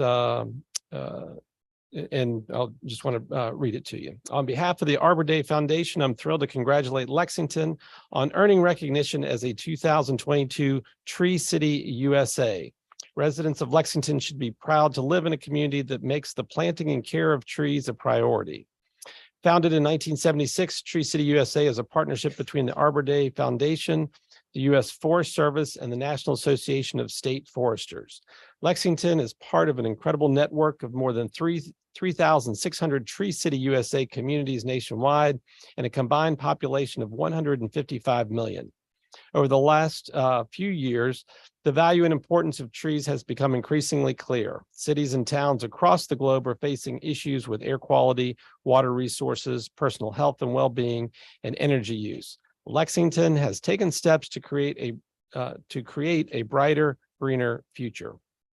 We hope that you are as excited as we are, and I am, and I encourage you to be as well, to share this accomplishment with the community and to celebrate our commitment with the people of Lexington and the trees of Lexington. Thank you for your efforts. Best regards, Don Lamb. Fitting as we were having the Green Infrastructure Committee or group meeting earlier. I'm sorry the tree board members and those folks have already left, but hope that I'll make a point to make them aware of this designation and remind them of the good things that we have going on, and looking forward to building upon this solid foundation. I would like to call on the city manager for his report. Thank you, Mr. Mayor. I will note a few items of concern, or I should say interest in the police department. And the police Chief Green, of course, has a citizens advisory board, and recently they met and discussed a number of items in the police department of interest to the department, including a citizen use of force review panel, a cadet program, special events within the department, and the next edition of the Junior Police Academy this summer. The department had 25 hours of foot patrol within the community last week, and the department just learned today that their reaccreditation was renewed, and so they'll have an accreditation, state accreditation certified for the next 4 years.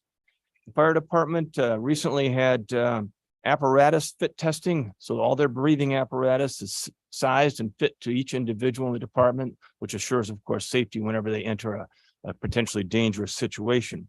A shift in the department participated in the advanced cardiac life support training recently, and I think we all heard about the fire on Old Buena Vista Road, and a woman unfortunately died in that fire. It was our department who showed up first, entered that house and took the woman from the home, but they could not, of course, keep her alive based on the injuries and factors of that situation when she was in that burning home. The department also responded to a house fire in the city, only to find that somebody had left bacon unattended in the oven, and the oven caught on fire. So they put the oven out, and people need to watch their cooking practice, apparently. Put the fire out.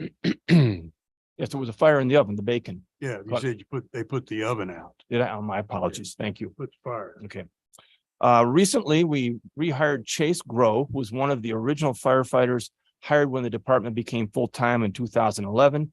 Mr. Grow had joined a family business in 2019, and now is just coming back to the department. He wants to get back into fire and rescue service, so we welcome him back, and it's good to have somebody who's experienced back with us.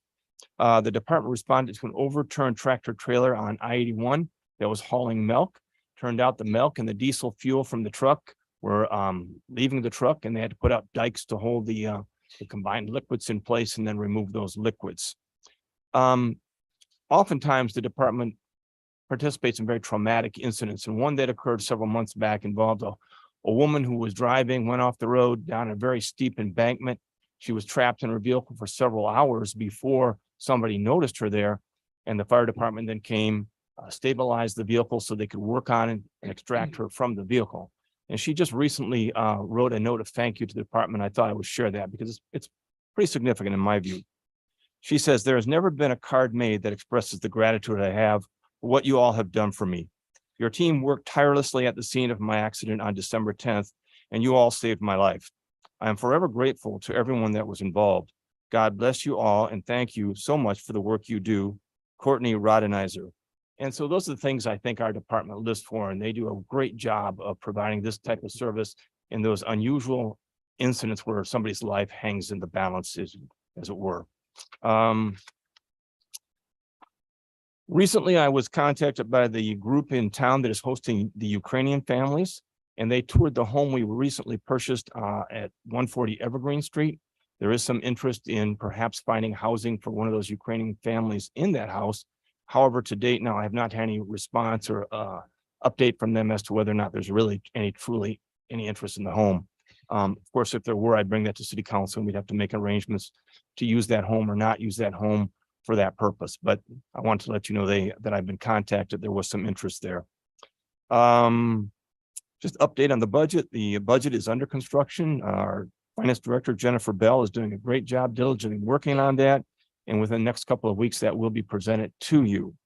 As noted by City Council Member Strawn and Ziegler, that timber structure in the park is being worked on, and the Public Works crew is now putting in the pad for that. And of course, it has to be ready so that construction can occur at the end of this month. And Mr. Mayor, that's all I have for my report. Very good. Any questions of the city manager? Hearing none. Thank you, Jim. City Attorney Mike Lockaby, do you have any? I think we still have you on audio. Yes, Mr. Mayor, I appreciate the opportunity to, I guess, be here virtually. I know Mr. Carroll's in trial today, so I think he'd very much prefer to be with y'all. But sorry that I can't be seeing you, given that the camera's off, but look forward to seeing you again sometime. Very good. Thank you for being with us. And yeah, Jeremy was pretty clear he would much rather be partying with us than in court. So hazard of the profession. Next item on the agenda is new business, consideration of resolution 2023-04, setting the personal property tax relief percentage for 2023 at 55%. Ms. Karen, welcome. Good evening, Mayor and council members. Thank you for having me here tonight. I'm here tonight to ask once again for you all to approve the resolution for me to be able to set the personal property tax rate for this year so that the treasurer's office can print the personal property bills and mail them out. I gave everyone a history of it. Everyone except for Councilman Betts has heard my little spiel so many times. I just thought you might want to look it over, and if you had any questions that you could ask me, because I've been over it with them many times. So did you have any questions about it? No. Okay. All very straightforward. Thank you for being with us. Council, members of council, opportunity for questions for Karen. Mr. Ziegler? Are we, last year we made some modifications because It was almost 40% higher. Correct? yes. And so this year, are we back to the baseline as we had been looking at, 100% of the value of a car versus Right. last year? I'm recommending 100%, like 99% of the other localities in Virginia, because it's down to like 10% instead of 40%. Okay, so per JD Powers, it's going down even more now. So next year, for sure, it will be closer to where it was. And then each year you do a great job of explaining how eventually we will, we have to modify our property tax relief rate, our personal property Right, tax, because there's a finite amount of dollars coming from the state, and that hasn't changed. Correct. And even though the state seems to have some funds, they refuse to go back to honor what they said they might do. But is there, just in your opinion, since this year would essentially be the last year of offering a 55% personal property tax relief rate, and next year it would drastically drop because we wouldn't have the funds. Is there any merit to start ratcheting down from 55% to 50% this year, so that next year it isn't such a dramatic change? And also, we talk about in another area of the city, our utility, what we charge for water and sewer, and we try to, be fair, and so that you don't just get hit with one huge expense the one year you might be living in Lexington, or in this case, save money the one year you might be living in Lexington, We have to think about next year and the year after that and the year after that. So I just kind of, while we still have a surplus in those dollars that we've built up over the years, any merit to flattening out the curve that we're going to see next year. I looked at that. Okay. You know, I went through everything. Okay. But I saw where we're still like 10% ahead of even last year. Okay. And I just felt that would kind of balance it. And since JD Powers is saying right now the figures are showing it is going to be less next year, that it wouldn't be as steep. You know, it would be to the advantage of the taxpayers this year to have it with that increase. Okay, thank you. I mean, that's because like I had to, Well, thanks I for spent taking my lots of question and time. answering, man. That's exactly, Yeah. just your opinion matters since you've experienced and you've dealt with this and, you know, we're trying to do right by our taxpayers. definitely, Thank you. definitely. Trying to be fair and reasonable to all our citizens, without a doubt. Karen, thank you for the excellent job you do day in and day out in your office and the training. I know you've had some transition and we're grateful for your efforts on for our entire city. Thank you. Yes, ma'am. With that, the new business I'd ask for council's consideration, unless there are any other questions, entertain a motion. I move to approve resolution 2023-04, setting the personal property tax relief percentage for 2023 at 55%. Second. I have a motion and a second. Any further discussion? Hearing none, roll call vote. Ms. Strawn, Aye. Mr. Betts, Aye. Mr. Smith, Aye. Mr. Alligood, Aye. Mr. Ziegler, Aye. Ms. Alexander. Aye. Motion carries unanimously. Thank you for being with us this evening and have a great March and we'll see you soon. Next item on the agenda is consideration of a resolution to authorize participation in an opioid lawsuit settlement. I'd ask the city manager to introduce this. Thank you, Mr. Mayor. This resolution before you is similar to ones you've seen in the past. There are a number of classes of defendants in the opioid lawsuit that has been pending for a number of years. And basically, this resolution authorizes the city of Lexington to participate in the settlement, and we would receive some financial award once we have been authorized to participate. The resolution recommends that the city attorney be able to complete any other requirements in order to participate in the settlement. I don't know if Mr. Lockaby has any comments this evening, but I do, of course, recommend that you approve this resolution. And again, Mr. Lockaby may have some comments.